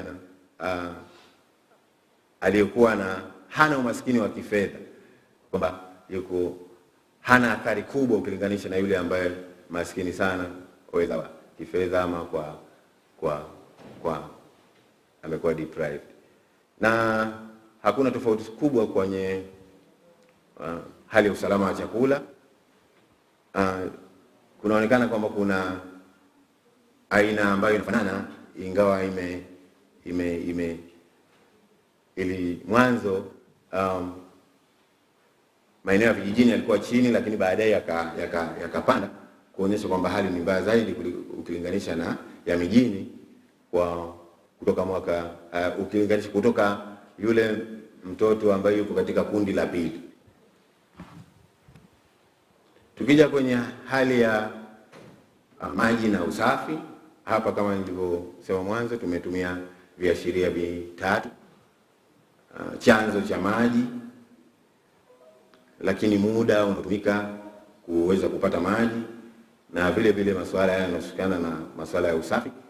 Na kwenye hili bado masuala ya usafi kuna jitihada, lakini bado kuna changamoto, kwa sababu ukiona kwamba ukilinganisha miaka mitatu ya utafiti bado hakuna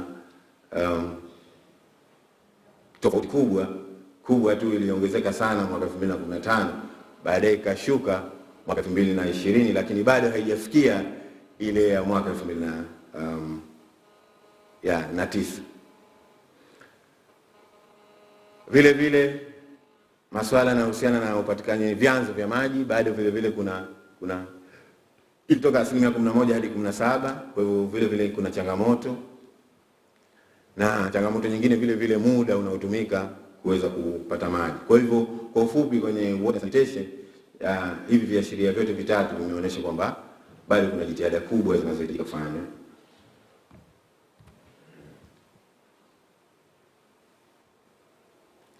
Tukiendelea na masuala haya ya maji na usafi, tuna maeneo matatu ambayo hapa tunaangalia huduma za vyoo. Katika huduma za vyoo tuna maeneo matatu. Eneo la kwanza rangi blue, kwamba leo tunasema not shared and unimproved. Hivi vyoo kwamba si ni vya kujitegemea, lakini havijaimarishwa. Alafu tuna vile ambavyo watu wana share, lakini bado vile vile havijaimarishwa. Alafu na mwisho wana share, lakini vyoo ambavyo vimeimarishwa. Sasa tukiangalia baina ya mijini na vijijini, kwamba tunaona tofauti ni kubwa sana. Disparity between the two areas are very significant. Kwa sababu tukiangalia kwa mfano vile vyoo ambavyo hawashei na watu wengine na kaya nyingine, lakini havija improved kwa maeneo ya vijijini ni kubwa kwa 49%, lakini maeneo ya mjini maeneo ya mjini kuna 14%. Na vile ambavyo vyoo wanaweza wanachangia na kaya nyingine, lakini vile vile vimeimarishwa au vimeboreshwa kwamba kwa mijini ni eneo kubwa sana, kwamba vyoo vya mijini kwamba wao wanachangia, lakini bado vimeboreshwa. Na ile eneo la tatu kwamba wanachangia lakini bado havijaboreshwa. Kwa hivyo kwa mjini bado ni eneo dogo kulinganisha na mijini. Tukienda kwenye masuala yanayohusiana na elimu, tumetumia viashiria vinne. Kiashiria cha kwanza ni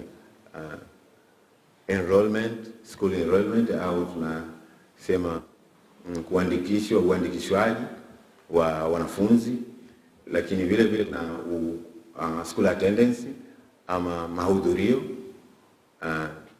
uwezo wa kujua kusoma na kuandika, lakini vile vile tunaangalia miaka ya mafunzi ambayo yupo shule au yupo skuli kwa miaka yake. Haya ndio maeneo ambayo tumeangalia, na katika miaka 10 hiyo, na hapa inaonesha kwamba ile tofauti baina ya mwaka mmoja mwingine, tukiangalia kwa miaka hii ya watoto ambao wana miaka ile nasema ile miaka mikubwa kabisa, kwa sababu tumechukua kuanzia miaka 17 kwenda chini. Kwa hivyo ile miaka ya juu ya watoto kwamba inaonesha kwamba hakuna improvement, kwa sababu kwa miaka yote, kwa sababu tukiangalia ilikuwa 17 ikashuka kidogo, baadaye ikawa 16. Kwa hivyo hakuna significant change, lakini miaka hii ya mwanzo kabisa, miaka ya mwanzo kwamba inaonesha kwamba kuna improvement kubwa sana.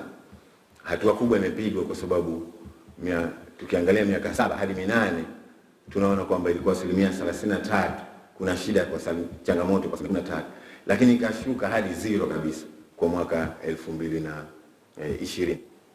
Vile vile kuna maendeleo mazuri watoto hao wa miaka 9 na 12, lakini pia kuna maendeleo mazuri ya uandikishwaji pamoja na kwa dimension hii kwa ufupi ya uandikishwaji kwa miaka 13 na 15, lakini kama nilivyosema mwanzo, changamoto kubwa iko kwenye miaka hii ya juu kabisa ya watoto ya 16 na 17.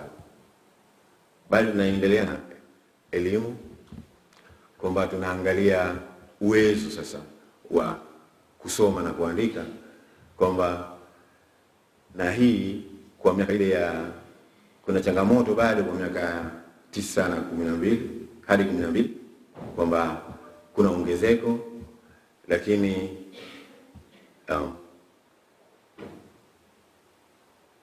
tukiangalia vile vile miaka 13 na 15 kuna decline, lakini ndogo sana, na tupo pale kwenye 16 na 17, miaka ya 16 na 17.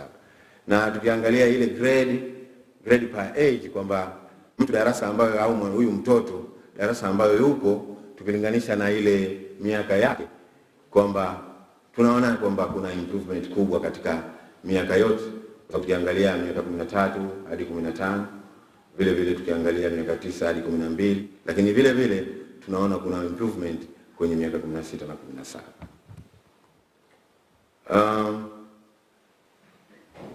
Tukilinganisha maeneo ya vijijini na mijini, bado kuna decline, lakini bado kuna changamoto baina ya ile disparity between the rural and urban is still significant, kwa sababu tukiona kwamba kutoka katika school attendance, yani mahudhurio, tunaona kwamba kuna inashuka au kuna mapungufu, lakini bado tofauti baina ya mijini na vijijini ni kubwa kwa maeneo yote matatu, isipokuwa eneo la literacy, kujua kusoma na kuandika, kwa sababu ile hakuna ile bado kuna changamoto kwa sababu inakwenda inaongezeka badala ya kushuka. Tukiangalia maeneo ambayo eneo la mawasiliano, hili tumetumia indicator moja tu au kiashiria kimoja, ambayo kaya kuwa na landline au mobile, kwamba ana simu ya mkononi ama simu ya ile ambayo imeunganishwa na ya waya. Na hapa tunaona kwamba kuna improvement kubwa sana, kwa sababu tulikuwa na 40 ya watoto hawa kwenye kaya ambazo hazijaunganishwa na simu au hazina simu ya mkononi kwa mwaka 2010, lakini kashuka hadi 7%. Yani hii ni upungufu mkubwa sana. Kwa tumepiga hatua kubwa sana. Masuala ya protection, maeneo mawili ambayo usajili wa vyeti lakini na ajira za utotoni ndio maeneo ambayo yametumiwa, na tunaona hapo kwenye ajira za utotoni bado ni changamoto, kwa sababu tulikuwa tuna 2% ya kundi hili la ajira za utotoni kwenye mwaka 2009-2010, lakini katika miaka hivi karibuni tunaona kwamba 15 hadi 20 hapa bado hakuna ongezeko, lakini vile vile hakuna improvement. Kwa hivyo bado imeongezeka lakini haijashuka. Lakini tukiangalia kwenye birth registration, hii tunaona kwamba kuna kila siku zikenda watoto wanapata vyeti vya kuzaliwa ni wengi. Kwa hivyo bado tuna 2% ambayo kufanyika jitihada kidogo inaweza kupungua. Afya, kama nilivyosema mwanzo kwamba watoto walioumwa, na hii kwenye utafiti wa mapato na utumizi uliangalia wiki 4 zilizopita, kama mwanakaya alipata magonjwa ama la, pamoja na huduma ambazo zimetayarishwa. Nafikiri mwanzo nilieleza hii kwamba ukiangalia in term of percentage kwamba prevalence inaonekana kwamba ni ndogo, lakini inaongezeka. Kwa hivyo bado jitihada zinahitajika za maksudi ili kuweza kuokani. Tukiendelea mbele tunaangalia mtiririko tu wa kwamba kuna baadhi ya watoto wameathirika zaidi kulinganisha na wengine, na bado kwamba umaskini wa ukosefu wa hizi dimension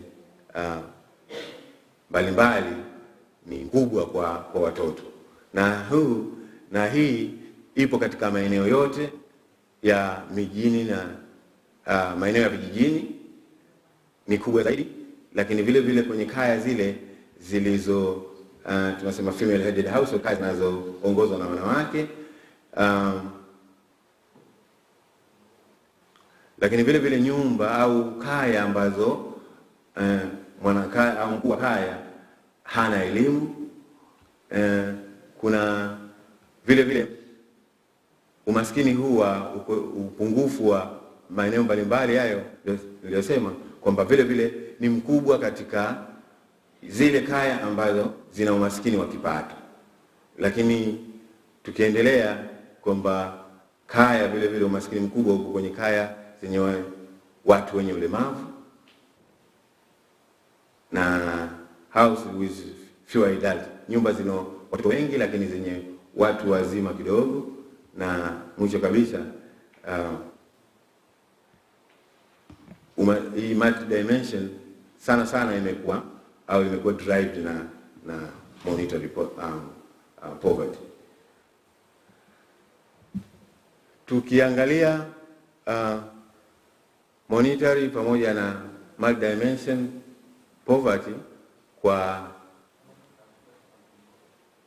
taasisi yetu sasa OCGS, the report provide recommendation. Imejaribu kutoa baadhi ya recommendation kwa ajili ya kuimprove siku za mbele zijazo. Eneo la kwanza kwamba kuna maeneo ya limitations ambazo limitations zenyewe kwamba deprivation indicators drive by data availability, not a reflection of national consensus of children necessity, kwamba kuna baadhi ya hizi indicator au hizi indicator kwamba zina mapungufu kidogo, kwamba kwa zile ambazo yani kumefanyika hii assessment kwa zile data ambazo zipo.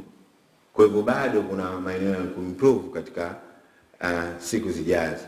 Na hii imepelekea kwamba inawezekana pengine swali lilivyotengenezwa kwamba inawezekana pengine halikueleweka, lakini vile vile tukiangalia siku za mbele kwamba inaonekana kwamba deprivation au ule ukosefu wa zile huduma mbalimbali ambazo zinatakiwa mtoto apate kwamba inachukuliwa na lile kundi kubwa la watu. Kwa maana gani? Kwamba assumption kwamba ikiwa kaya maskini, maana yake na wale watoto ni maskini. Kwa hivyo kama kundi kubwa linakuwa maskini, maana yake na watoto wanahesabiwa kuwa maskini. Lakini vile vile kuna kundi ambalo limekuwa identified whether people are deprived by choice or lack of resources. Vile vile nalo hili limeonekana, na mwisho wa siku utafiti huu umetengenezwa au hivi viashiria vimefanyika kwa maeneo yote mawili, eneo la matumizi ya kaya, lakini vile vile masuala haya ya ukosefu wa maeneo mbalimbali yanayohitajika mtoto kupata. Tukienda kwenye kufunga kwamba bado kuna changamoto kwa maeneo yote mawili ya umaskini, kwamba eneo linalohusiana na umaskini wa kipato, lakini vile vile eneo hili la umaskini unahusiana na ukosefu wa baadhi ya huduma mbalimbali zinazohitajika. Kwa hivyo bado upo. Kwa upande mwingine kwamba kuna maeneo matatu ambayo ndio eneo yaliyokuwa hatarishi zaidi au yanahitaji uboreshwaji wa hizo huduma mbalimbali, ambayo eneo lenyewe ni maji na usafi, lakini vile vile eneo linalohusiana na lishe, na eneo la mwisho ni masuala yanayohusiana na makazi. Kwa hivyo maeneo haya matatu ndiyo yanabeba ule umaskini mkubwa ukilinganisha na maeneo mengine, lakini tunaambiwa kwamba ule disparities persist, kwamba tukiangalia baina ya rural na urban bado ule utofauti unaendelea, bado upo. Kwa hivyo kuna haja hiyo ya kuangalia kwamba hizi miongozo yetu na target zetu tunazoziweka ili kupunguza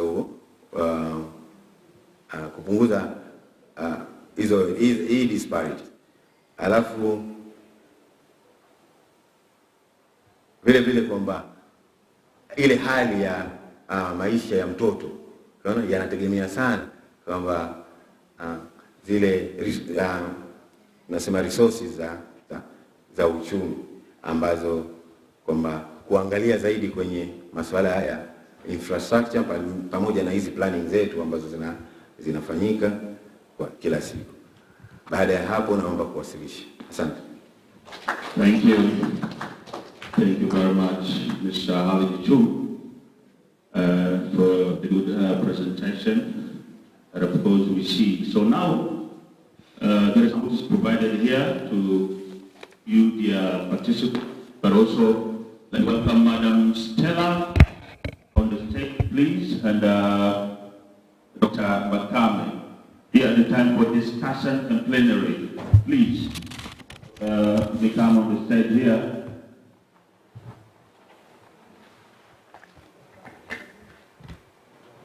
Okay, after the providing of the books, please, you can provide this to the participants.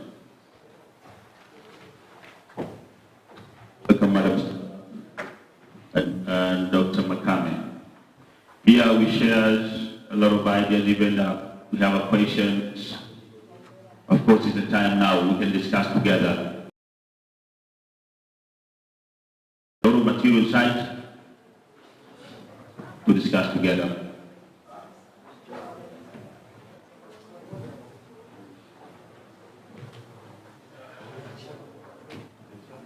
DJ, naomba mic juu. Let's bring it to Madam and Dr. Makame.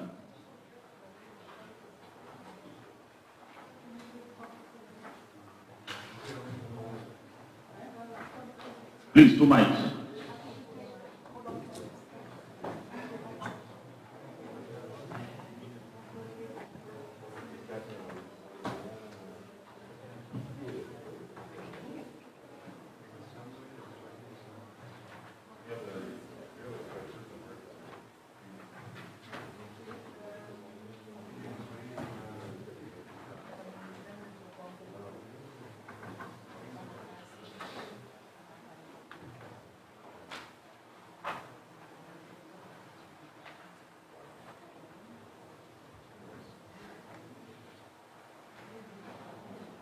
Asante. DJ, naomba mic mbili, ni muda wa discussion na yale ambayo tuliwasilisha hapa. Those are 2 presentations from Mr. Rolf and Mr. Hale. Of course, tunaweza kukashia pamoja. Kuna Dr. Makame, kuna Madam Stella. Yeye hapa tunaweza vitu ambavyo vya kuuliza ama kujadiliana pamoja. Hili letu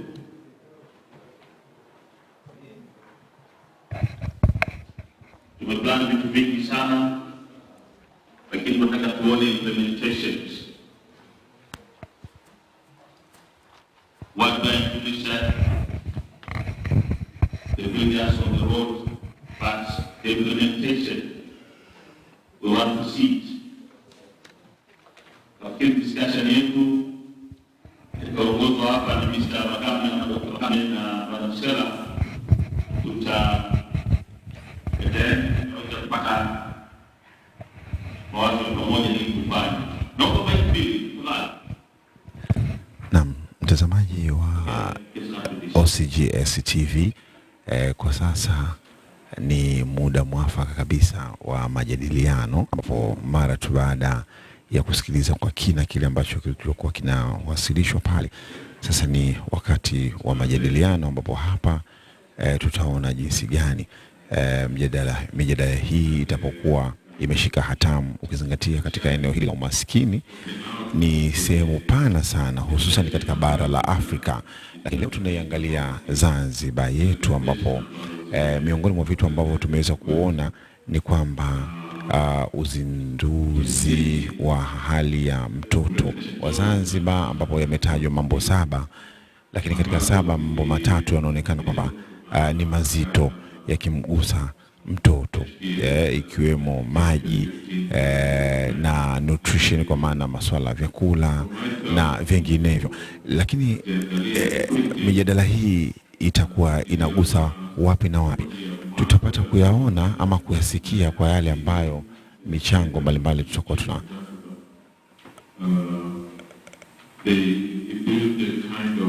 naona pale katika meza kuu, nikimwona Dr. Stella Ngoma akiwepo kwenye meza kuu, lakini vile vile namuona Mr. Jesha pia naye akiwepo pale. Ngoja sasa tupate maelekezo ili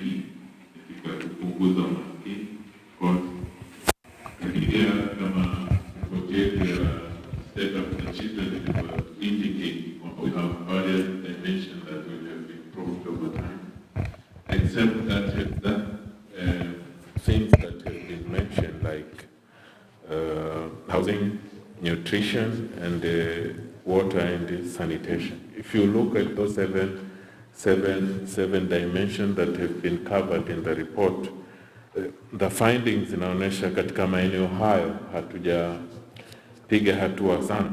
Tumepiga hatua lakini sio sana ukilinganisha na dimension. Then ukiangalia hizo housing, nutrition and water sanitation, utakuta kwa njia moja au nyingine zinakuwa reflected na ile tunasema monetary poverty. This imekuwa they have been discussed under non-monetary poverty, but if you look at these three issues, somehow zimekuwa linked huko, kwa sababu when you talk about housing, material that have been used for construction, zina reflect ile income ya mtu ambaye ndio mwenye ile house.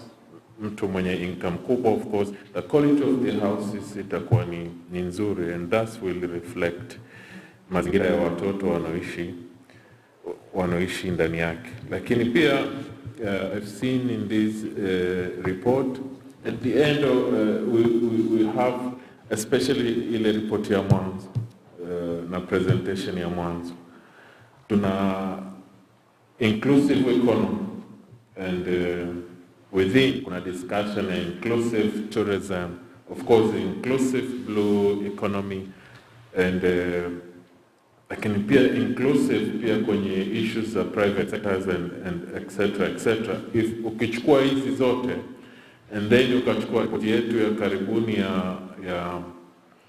ya sensa ya taifa, utaona we have increased the numbers, namba yetu imeongezeka. Then question, kwa sababu ili tuweze kufikia hiyo inclusivity kwenye hayo mambo mengi, ni lazima pia quality gani ya watu wetu tuliokuwa nao, education ambayo wana access, lakini pia to what extent hiyo numbers 60 million they have access kwenye mambo ya physical capital, natural capital, because all of these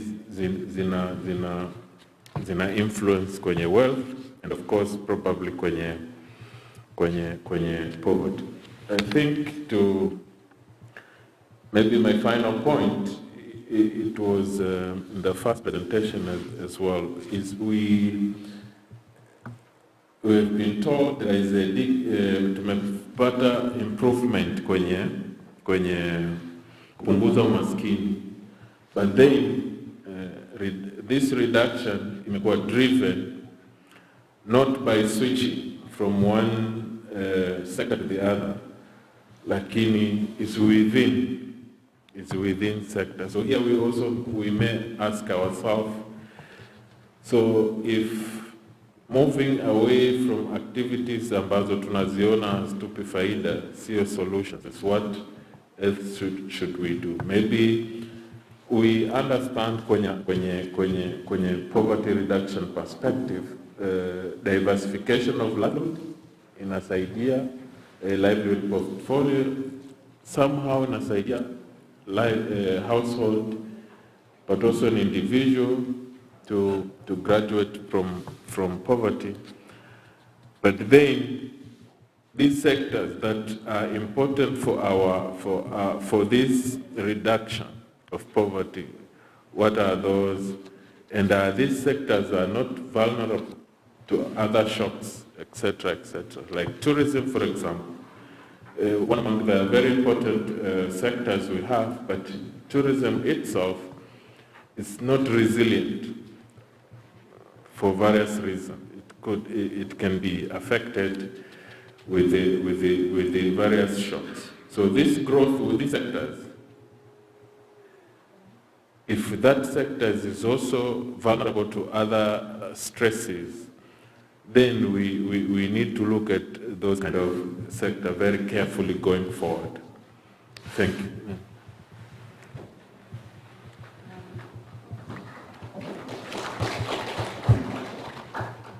Okay.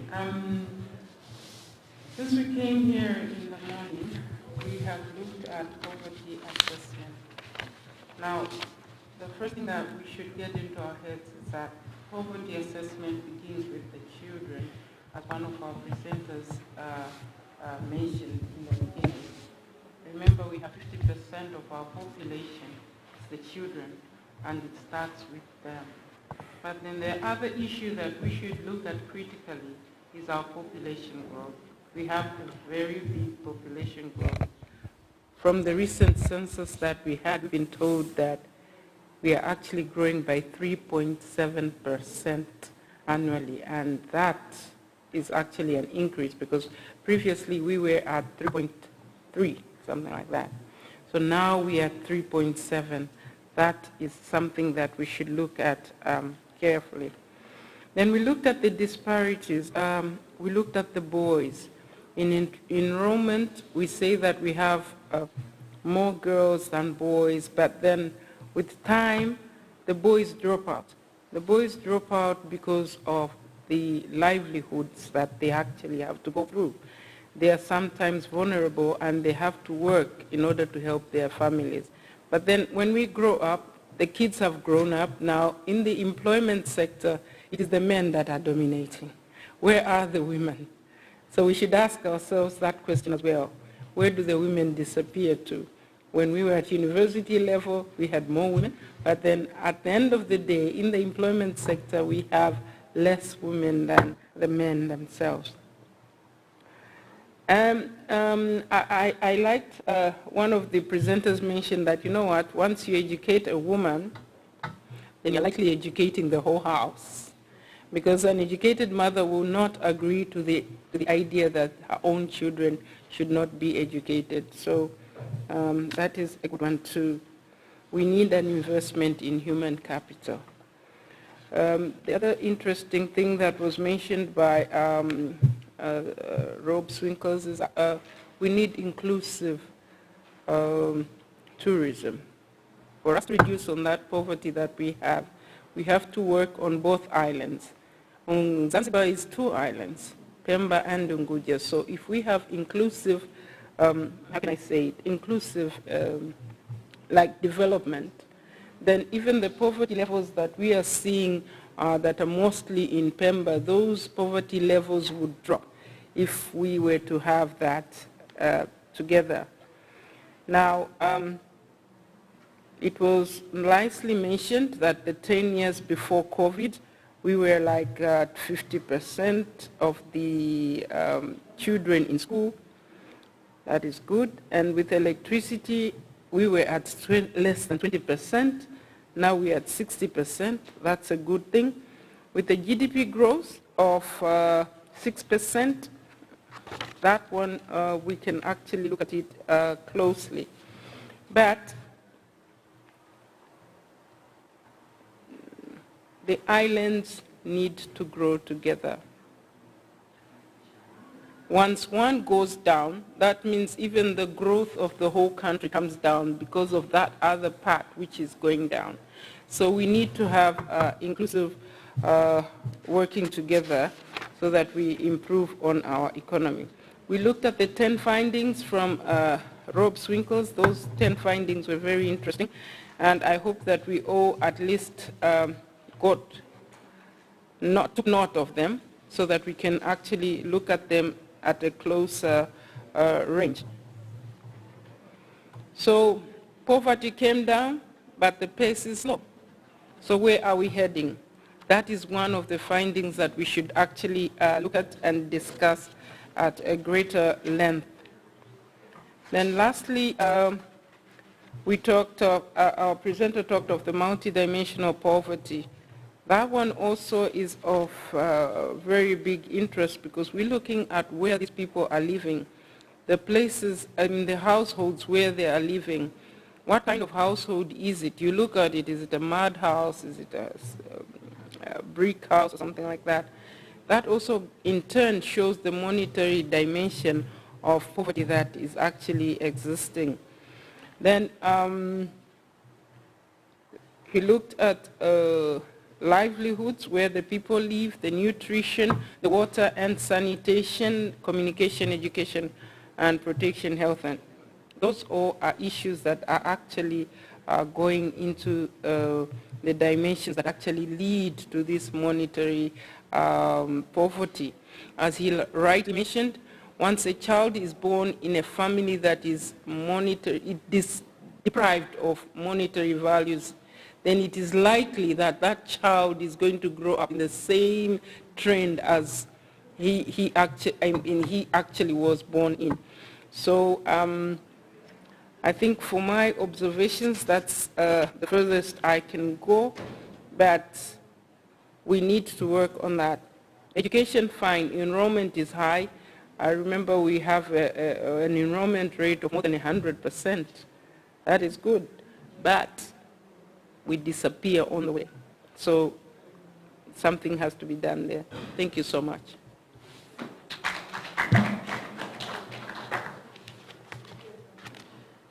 Thank you. Dear participants, also we are live on OCG's YouTube channel, also with social media of OCGS. Okay, Madam Stella and Dr. Mohammed, we see how their view on those two presentation here. So for any sharings or discussion to anyone who wants to ask anything. So it's your time now, dear participants. You're welcome. Karibuni sana, naweza kuuliza swali. Pia there is a books, you can know something from there. Kama mna maswali, mna hoja yote, mtu anaweza raise his hands. Wapo wataalamu from World Bank, UNICEF also wanaweza kujibu hizi hoja ambazo zimekuwa presented here through main agenda Zanzibar poverty assessment.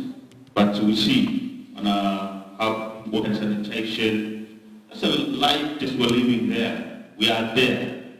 So of course there is education sector. They talk much about that. Health and education. All right. So please. Okay. Thank you. Just turn.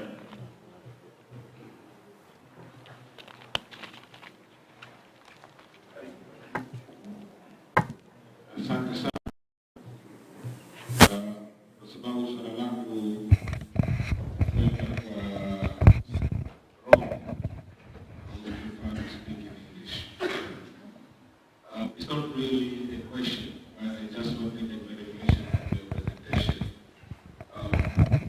You had mentioned the differential state of poverty between the region, southern region, central, urban and west, and north and Pemba regions also. And it looks like it is quite differential. But when you look at reality, you see these areas, especially in the Unguja Island, where we consider them to be poor, are the areas where most of the tourism developments are. So I just wanted to know, because when you were making presentation, I was just thinking, are we not really doing good for tourism? Because it doesn't look like it's contributing to the local community. So am I right if I say we are doing wrong with our tourism? That it doesn't transfer wealth from the business itself to the community. That is one.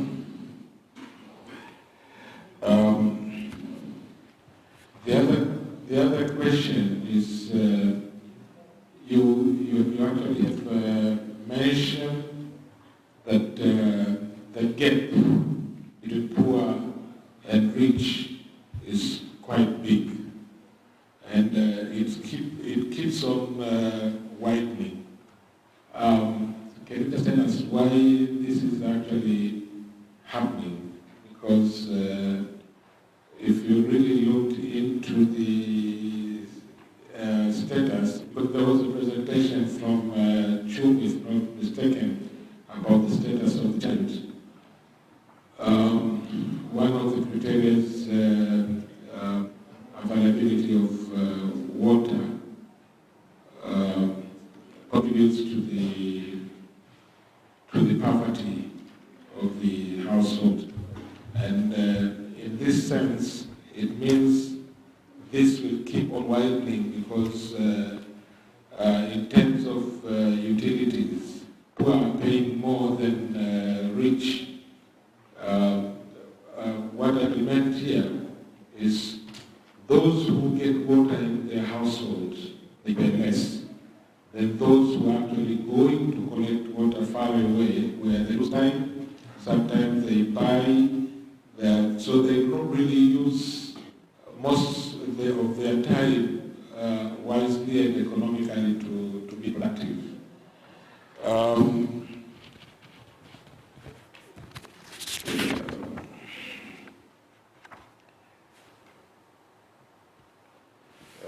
I think that would have covered already, because I wanted to talk about the balance between the have and have not, which I have already mentioned. Thank you very much, and I think if I get a clarification, I'll be happy. Ali Amour, I'm from Fisherman Tours. Thank you, furthermore. Of course, we hear his views, some of his ideas about the presentation here. So next. All right, thank you. It's good to see the madam here, the right person. Thank you very much. My name is Dr. Siri.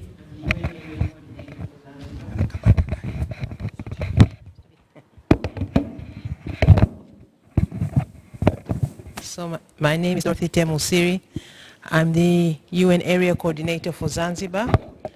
Thank you very much for this very informative session and for the good comments we had from our panelists up there.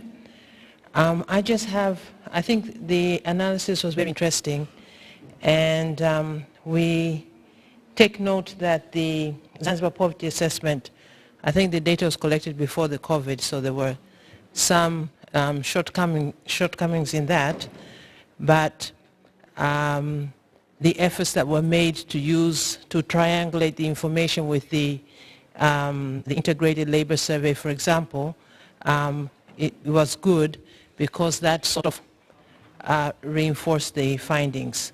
My issue was the issue on employment. I heard about this group inactive. It says unemployed and inactive population, women. And I think I heard 40% was unemployed and inactive. I think this is a very concerning figure because I'm now understanding inactive is different from unpaid labor. I just want to be clear with that one. If it is so, I just wanted to reflect back on the integrated labor survey, where I think these statistics for women's participation was a little bit higher. So if we can have a little bit of explanation in terms of that correlation there. Because you see consistently the proportion of women working has decreased. Unpaid domestic work make it difficult to raise income. So, so this issue about women employment and the 40% and the mention of it being inactive is the clarification I wanted. And if the situation is indeed that less women are working, then the issue of gender norms needs to be taken into account. And the SIGI report did in fact raise all the issues that happen at the household level that become barriers to women participating in the employment sector. The second issue I wanted to raise is just to, in terms of the strategy of getting women to work, to mention the issue of skills training to be aligned with what the market needs are, and to have and this is especially, for example, in Zanzibar, when we're talking about the blue economy, how well are we preparing our population, especially women, to be able to reap the benefits, the employment jobs in the blue economy, for example. So that's matching the skills with what the market needs are. My last question had to do with the finding that, now I don't know if I'll phrase this properly, but the finding that there are some households which are in fact income okay, but you have deprived children. I remember that finding. So in other words, deprivation might not be linked to income. That's very interesting, and maybe we can hear a little bit more about that in terms of what is the driving force then for the deprivation.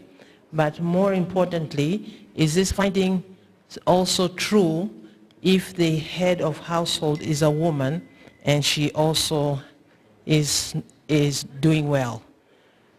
Is it also true that you can find deprived children in female-headed household if the woman is actually doing well? Thank you. Thank you very much. Madam, next, before I bring back to the stage. Okay, Ms. Tambo.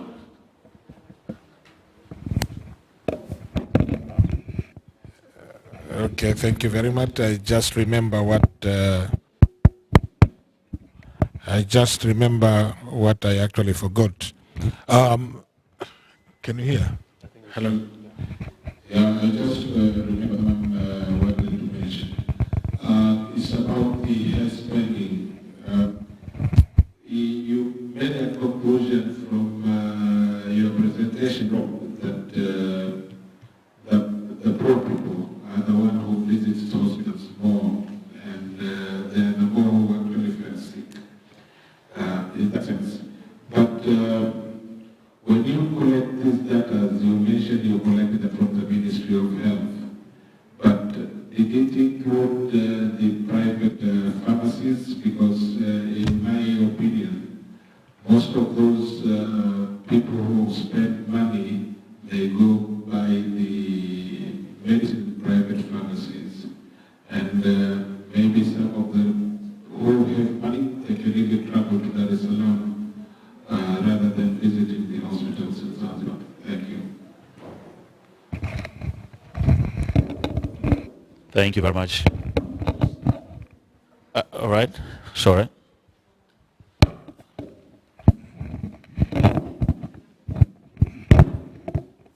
Assalamu alaikum. Mimi naitwa Hamad, ni mkurugenzi mtendaji wa Zanzibar National Chamber of Commerce.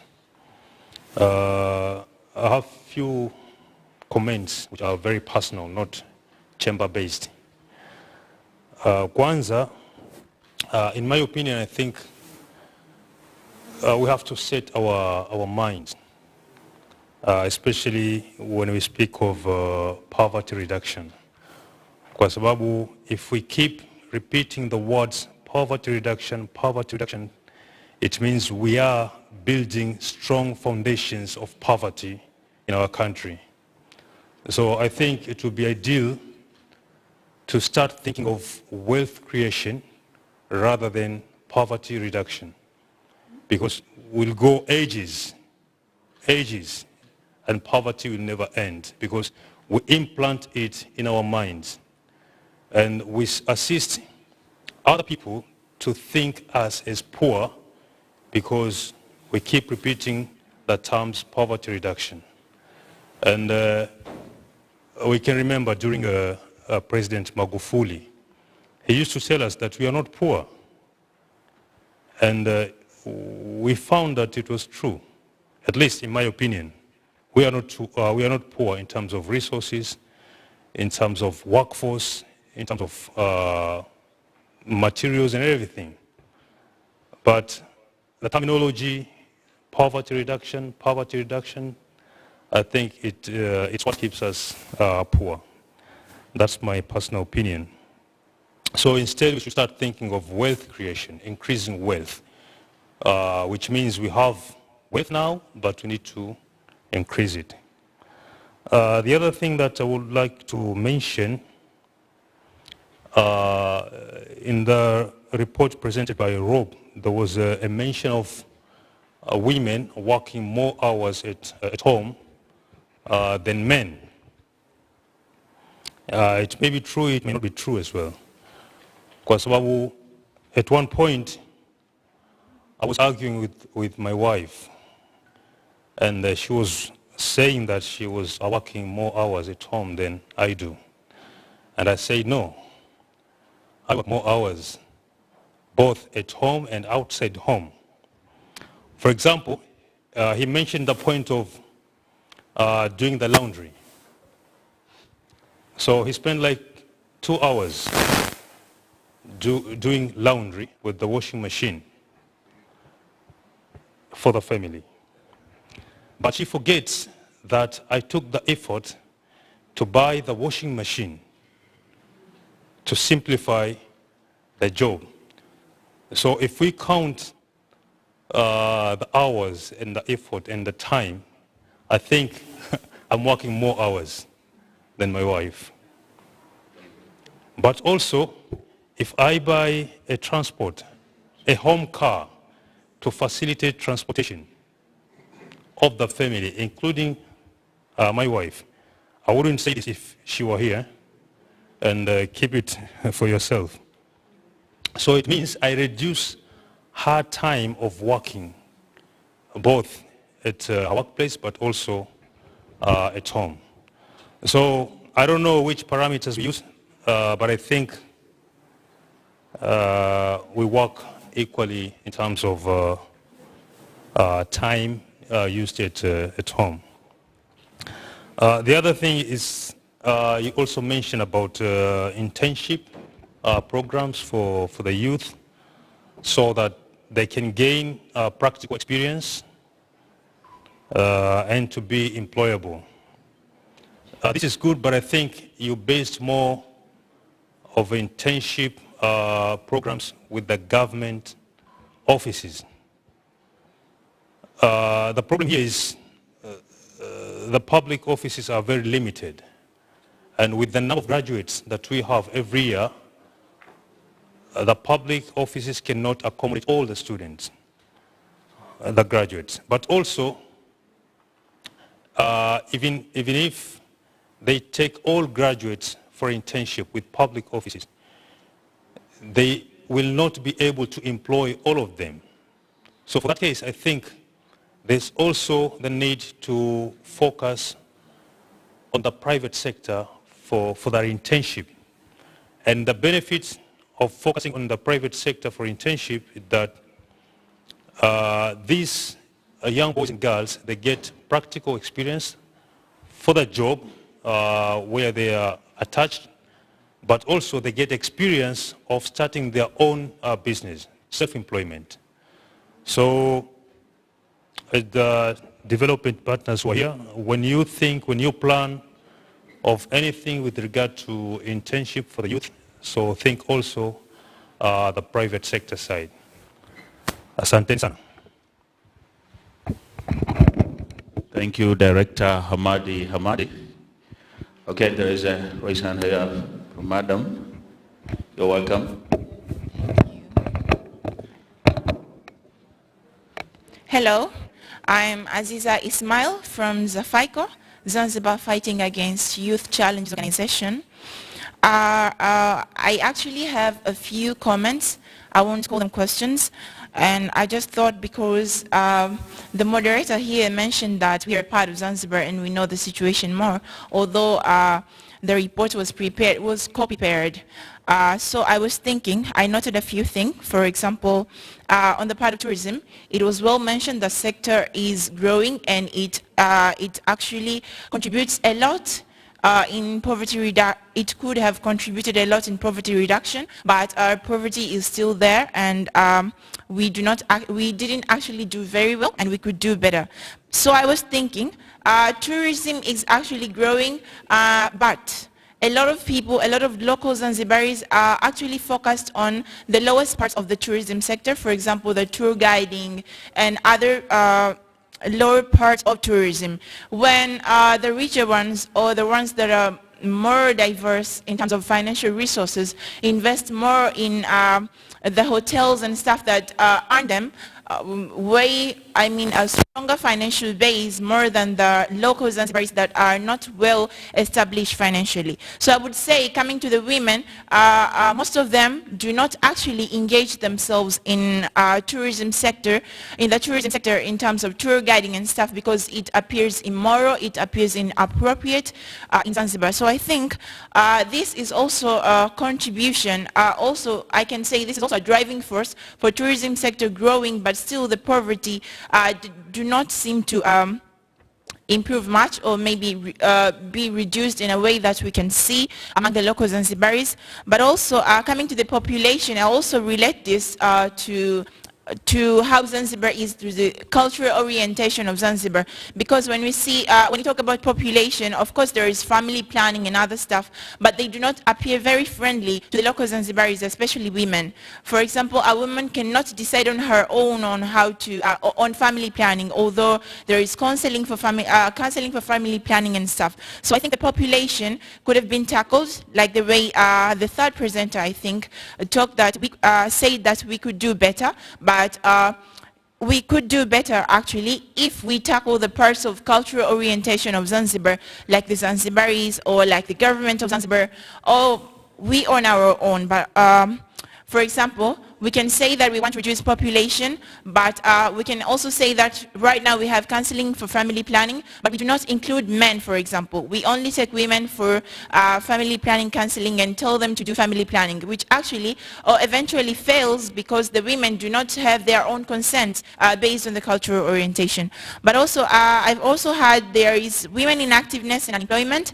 I'd say most of women could be inactive, could be unemployed for the same reason that I've been mentioning. For example, saying that most of women are inactive, it's because, and also relating to this to the education, when most of them do succeed or do survive in the educational system, and most of boys drop out. But then women, when they go to the, when it's about employment world, they do not actually survive there more, or do not actually succeed there more. There are a number of men instead of women, although most of them do pursue education. Why? Because we can still say that most of them do not have the consent on their own, and we say that we invest in children because children are a way of reducing poverty. They are the tomorrow, but also the very same children do not have the parenting that makes them see their future in a way that, for example, I do not want to be an inactive woman, although I have been educated.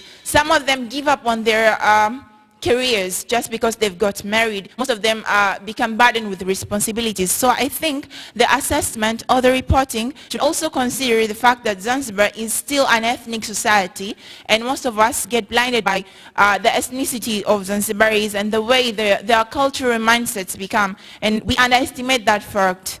And maybe we do not tackle those areas, that's why we are still in the same place.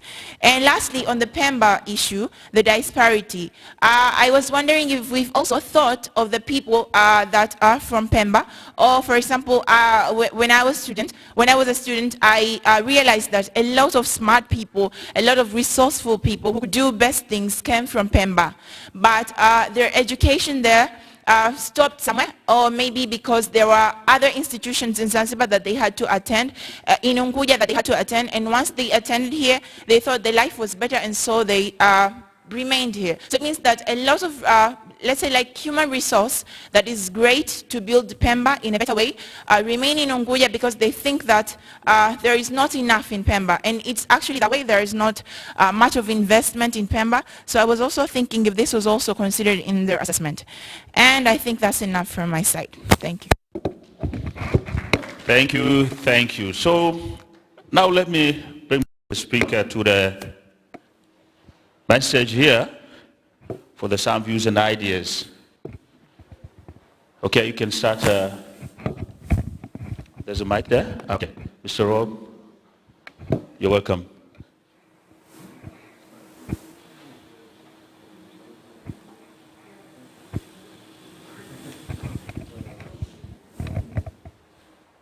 Okay, so well, those were really some very good questions. Let me try and answer some of them. Let me try and answer them in the sequence that they came, right? So Mr. Ali. So yeah, so it's true that if you look at the poverty map, it's the north of Unguja is a little poorer than the rest, and yet I know there's a big tourist hub there. So that's how you came to the conclusion, right? It's an example of that. You see, tourism doesn't always pay off in terms of improving the lives of the surrounding communities. And this is indeed what we're saying. You're right, you're asking whether we can confirm, but it's true that the type of tourism that we have, it does something for poverty reduction. Poverty came down, we're not saying it's doing nothing, but we're saying given the growth, tourism really took off in Zanzibar. Economic growth was high, driven by tourism largely, yet we see poverty reduction quite modest. So that's why we're saying it's not doing enough, and you are right. We conclude the current type of tourism that you have doesn't do enough for communities. People stay in hotels, stay in the beaches too much. They don't come out, go to communities, they don't go visit the cultural, historical sites, etc. At the same time, the tourists don't eat local food, they all get the food from outside, and all the handicrafts, many of the handicrafts come from outside Zanzibar. So it doesn't lead to enough income generation of the population. That's what we're saying. And so it's the same time, it's an opportunity. You could do a lot by trying to change that. So your question on the gap between the poor and the rich.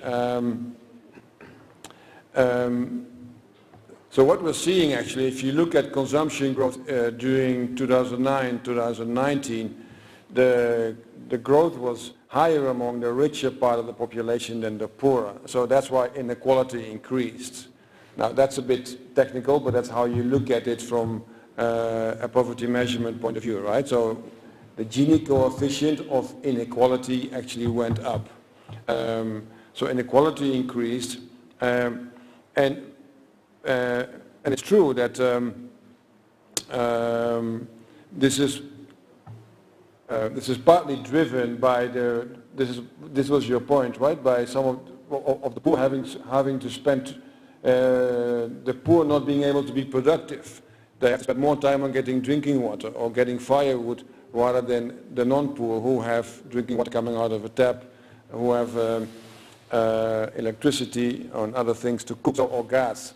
So this is the problem in terms of opportunities, right? So if you're poor, you can't get out of poverty because you're busy with these things that shouldn't take so much of your time, getting drinking water and getting firewood, getting or walking long distances to school. So this is in response to your question on that. So solving that means, delivering better services to the poor so they can be more productive in a way, right? Spend their time more productively.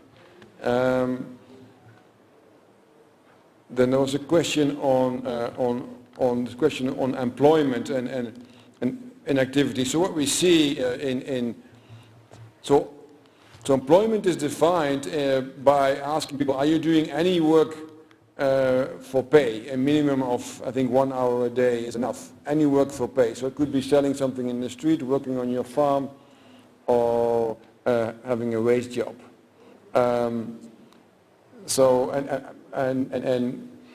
We saw employment coming down in Zanzibar between 2014 and 2019.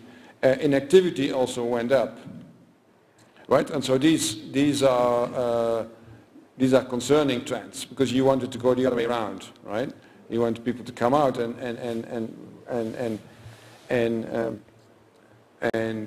be better employed, get these jobs. So and it's particularly complicated for women and particularly for the youth. Right? The youth employment among women in Zanzibar is really high. It's about 48%. That's really jumped up. So you see a lot of poor young women graduated and are not being able to find good work.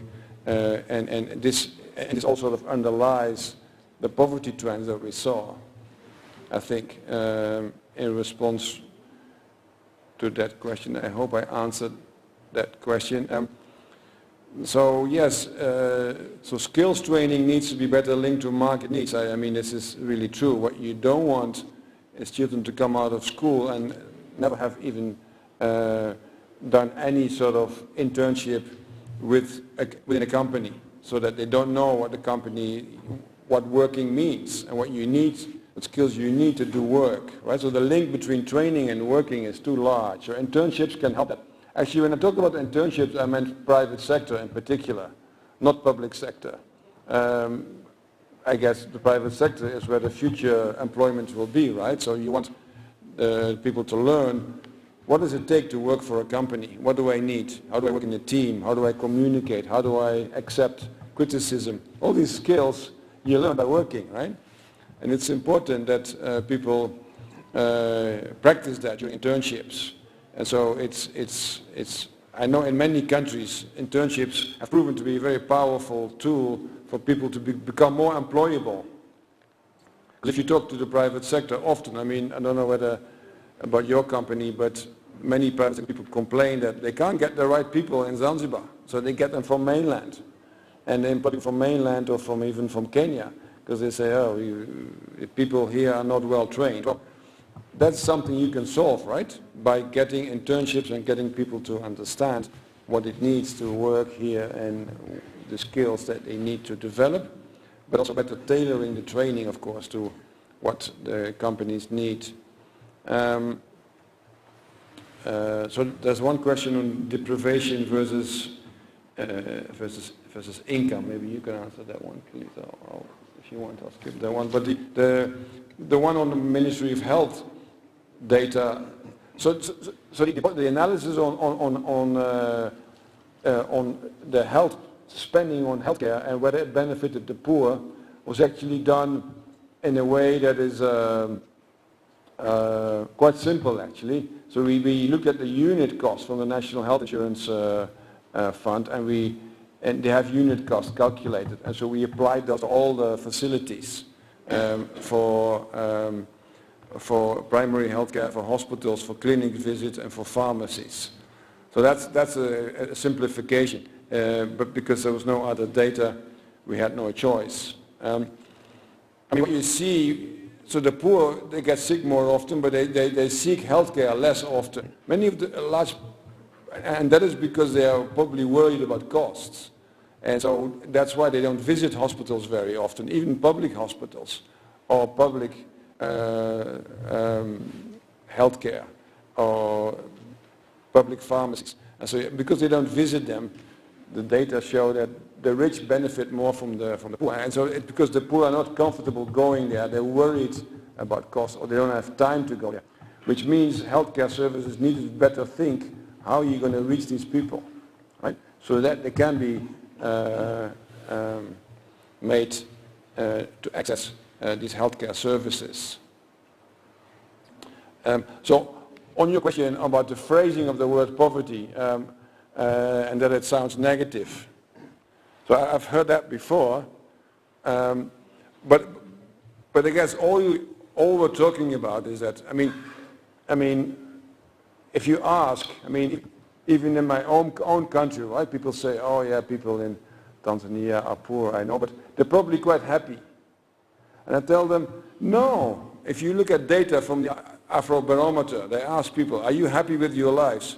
The numbers in all African countries are really, really high, saying, I'm terribly unhappy. I want to have more money. I want to be rich. I want to be comfortable. I want to have more consumption goods. Everybody is frustrated. People go on with their lives. Nobody is becoming depressed. But people are very dissatisfied with their lives. Now, whether you call that poverty or whether you call that something else, but there's a lot of ambition among people that have little means to do better. And I don't know if you call that poverty or deprivation or people with low incomes. It doesn't really matter. That's what I'm trying to say, right? And there's a global goal to reduce poverty, so we're all trying to work towards that, and we want to improve their lives, and we have a tool to measure poverty so we can track progress, and that's why we call it poverty. But yes, the country is not poor, I know, but people, many people have low incomes, and they would like to do better. So that's what we're talking about today here. than the story about the washing machine. So I want to come back to the washing machine. So it's an interesting story, and you know, this whole idea of the man buying a washing machine and tell the woman, okay, you see what I've done for you? I've worked very hard to give you a washing machine. Of course, it's great that you did that, but what you really want to see is the woman fulfilling her potential as well. I mean, rather than doing the washing in the washing machine, good for her, but she also wants to do more than just the washing, right? She's got a good education, she's got ambition, she wants to improve her family income, yet she can't. It's not happening. So we're saying, why is it not happening? We think it's good if it happens. It's very good for improving their household income and their livelihood. And reduce poverty, but if you don't want to call it poverty, improve their livelihoods, improve their lives. So this is about the fairness, right? If you're born as a woman, you're educated. When you get married, you have to drop your ambition of having a career. You have to stay at home, and this is really unfair. And I'm talking about, this is a global issue, but what we're saying here in the context of poverty, it is a big problem because these women could be contributing to their family incomes if they had an opportunity, if there's a way for them to do it, and therefore improve the lives of the children, get them better educated, get them better food, etc. So so it is about norms in a way. It's about sharing the burden of unpaid work, of domestic care, of cooking, of cleaning, and this is about, I know it's a cultural thing, but cultures can change, right? Cultures do change, even though slowly. Anyway, so I'm talking too much. I'll give the floor to Khalid.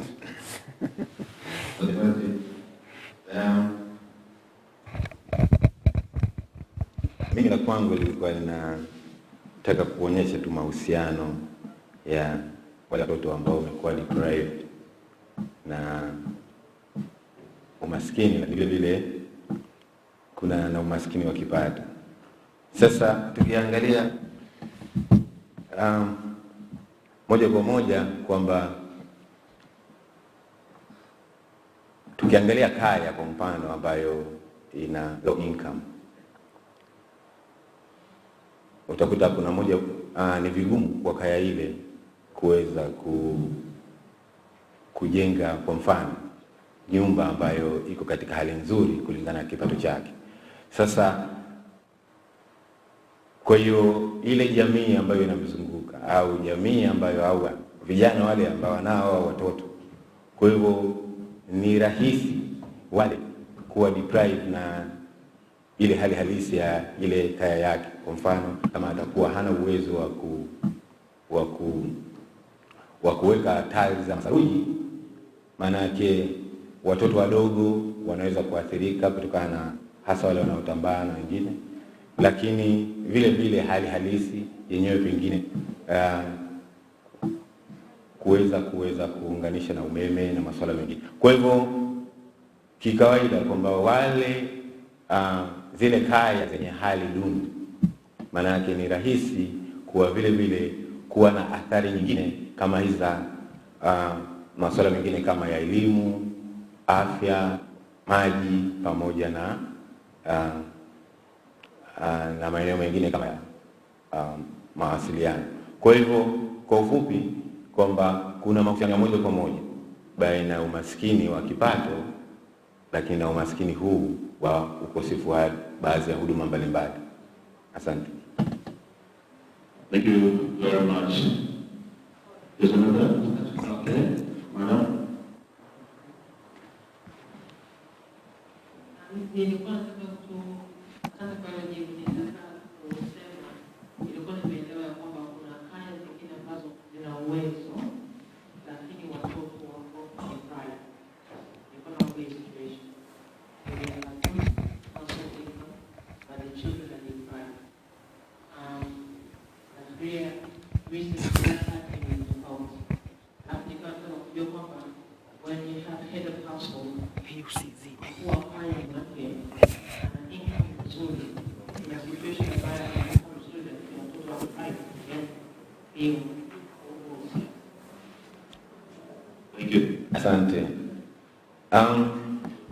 Asante kwa swali zuri, kwamba inawezekana kwamba kama nafikiria kwenye wakati nafanya mawasilisho kwamba nilionyesha kuna eneo kwamba umaskini unapimwa kulingana na zile kaya ambazo zilionyesha kwamba zina matatizo mbalimbali ya kifedha ama ukosefu wa zile huduma mbalimbali ambazo zinahitaji kupatikana. Sasa ukilinganisha na inawezekana kaya ina kipato lakini watoto wamekuwa deprived.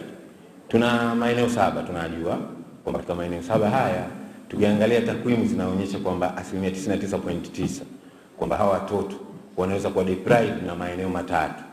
Kwa hivyo inawezekana kaya ina kipato lakini ikawa katika moja katika eneo hili aidha maji yana changamoto au masuala yanayohusiana na makazi yana changamoto au vile vile kwamba kuna eneo hili linahusiana na usafi pamoja na usafi na maji, makazi pamoja na lishe.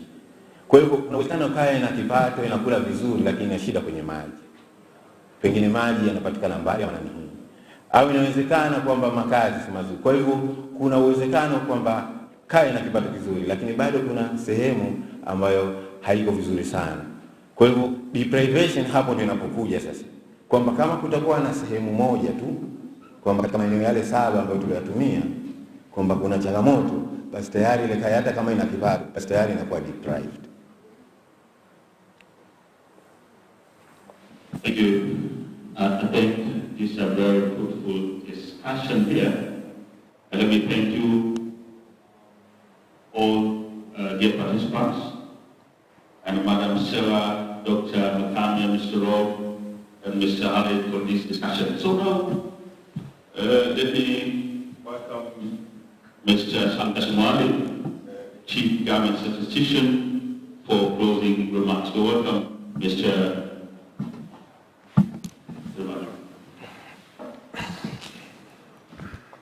Asante sana. Hapa nichukue fursa hii kwa niaba ya ofisi ya mkuu wa serikali kuwashukuru sababu kama hivi ya leo ilitarajiwa imalize saa 6:15. Bahati nzuri mpaka muda huu watu wako so attentive kusikiliza na bado wanaendelea na shughuli hii. I would like to take this opportunity to thank you everybody, specifically UNICEF and World Bank. Initially this program has been planned to be conducted differently. World Bank separately and UNICEF separately. And finally and jointly we agreed to conduct this session combined because it has a commonality of its urgency and poverty. So the session was very good. I would like to commend to presenter Mr. Harris and Rob for the good presentation. It was very slow and very understandable. The fact has been mentioned. Again, to the panelists, Dr. Makame, discussant to Dr. Stella, for their contribution. It's really give us an impression that we still have a long way to go. To you, participants, question, comments in one place. But we are today for the launching of 2 books, not the story of presentation. World Bank and UNICEF has come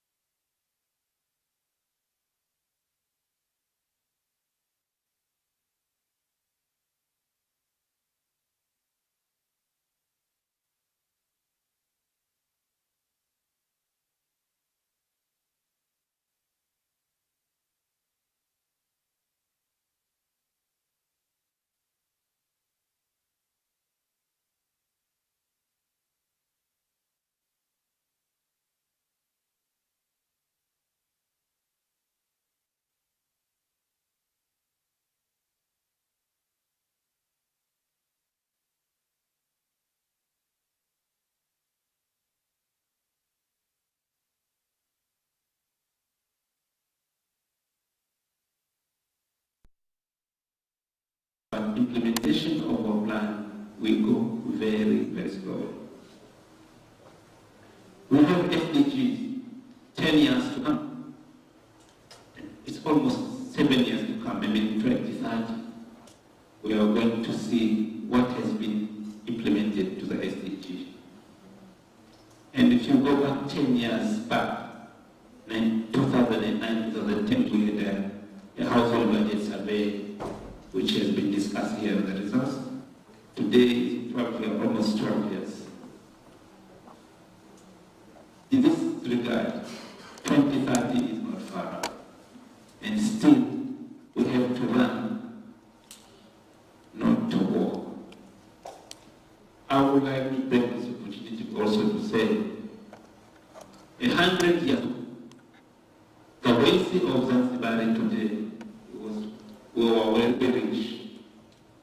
The denominator of the poverty always mentioned by the population. 1920, Zanzibar we had a population of 200,000. And if you consider by the 1920 and what we have today, Zanzibar was very, very rich. But if you put the population of today, Zanzibar is still to have a problem.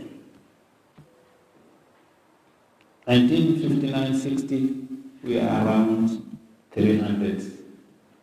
I remember 2002, we had a population of 800,000, 81, 754. 2012, 1,303,854. To date, 1,889,721. On average, growth rate of 3.7. I remember Dr. Stella, she mentioned it was very, very bad. But it's very fortunate. Most of the populations outside of this room, they say, why we didn't reach 2 million? They are happy to see we have to reach 2 million. It is very bad. Reaching 2 million means increasing our poverty. I wish they say why we have to be at least 1 million, much better.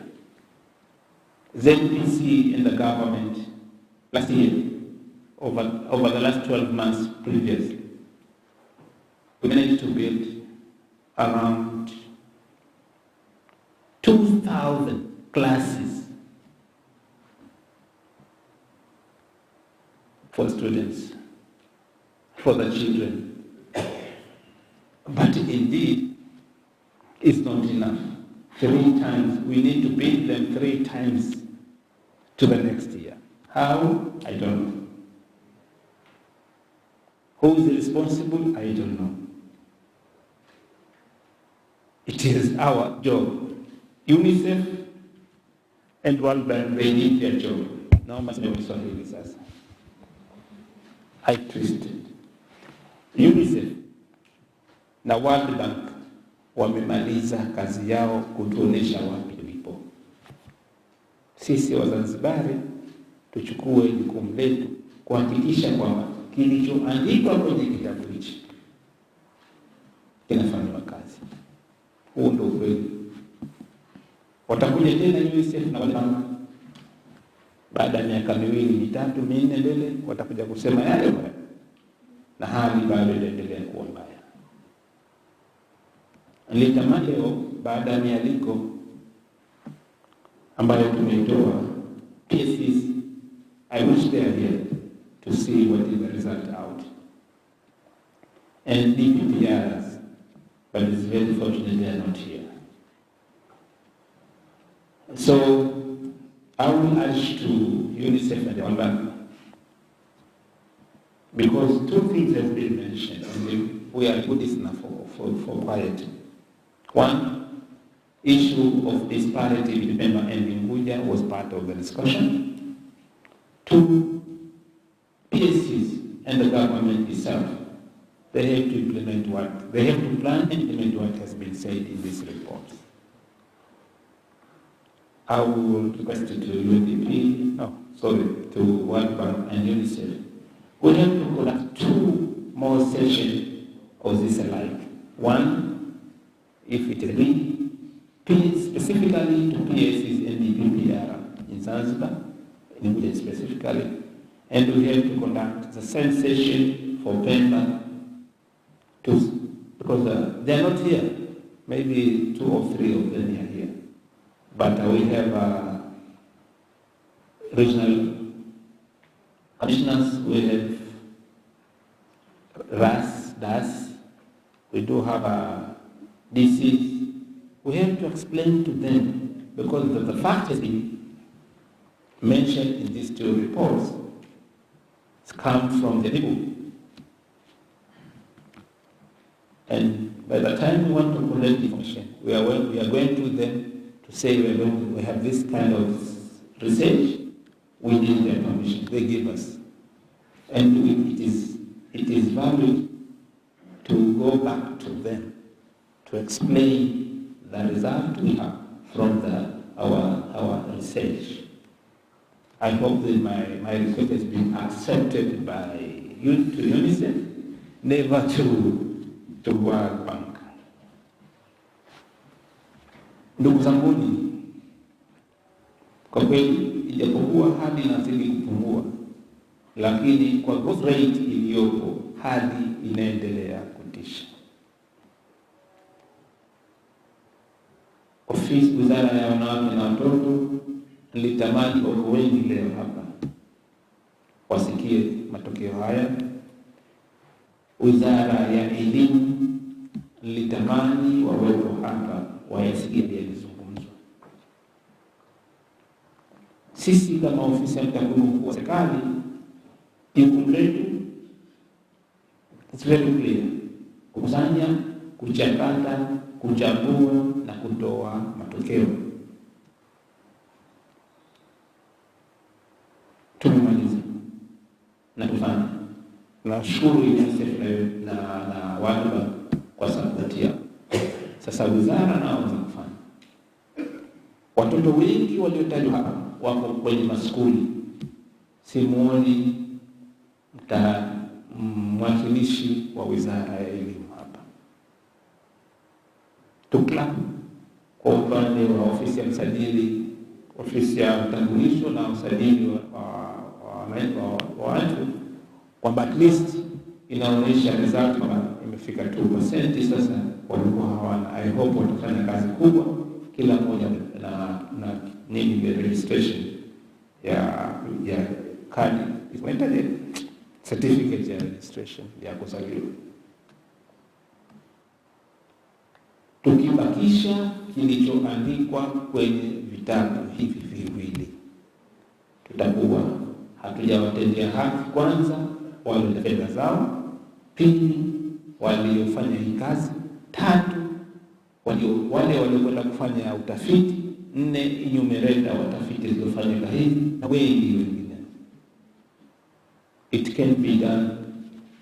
Everybody has to take his own time, place, values and everything to make sure tunatekeleza yaliyomo katika vitabu hivi.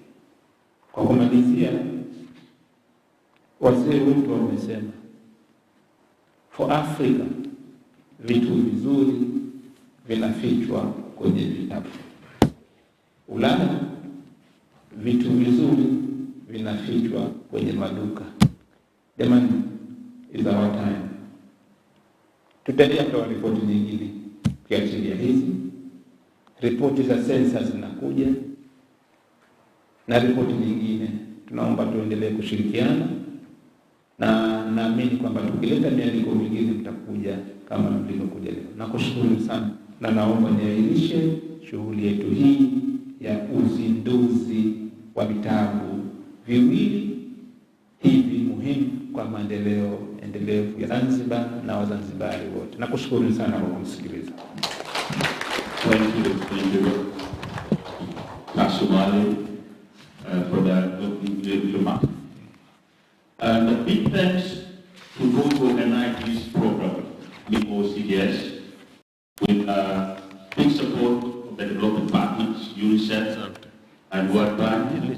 They've done a good job. But this is a report and the data should be within the books. It's our role to make sure we are prepared for those institutions concerned with this. Thank you, dear participants, for your participation and your time.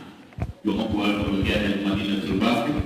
But OCS, World Bank and Mpenzi mtazamaji wa OFISI channel, hadi sasa tunafikia mwisho wa programu yetu hii. Tunaomba mfuatilie taarifa zetu zinazotoka kila siku katika channel hii.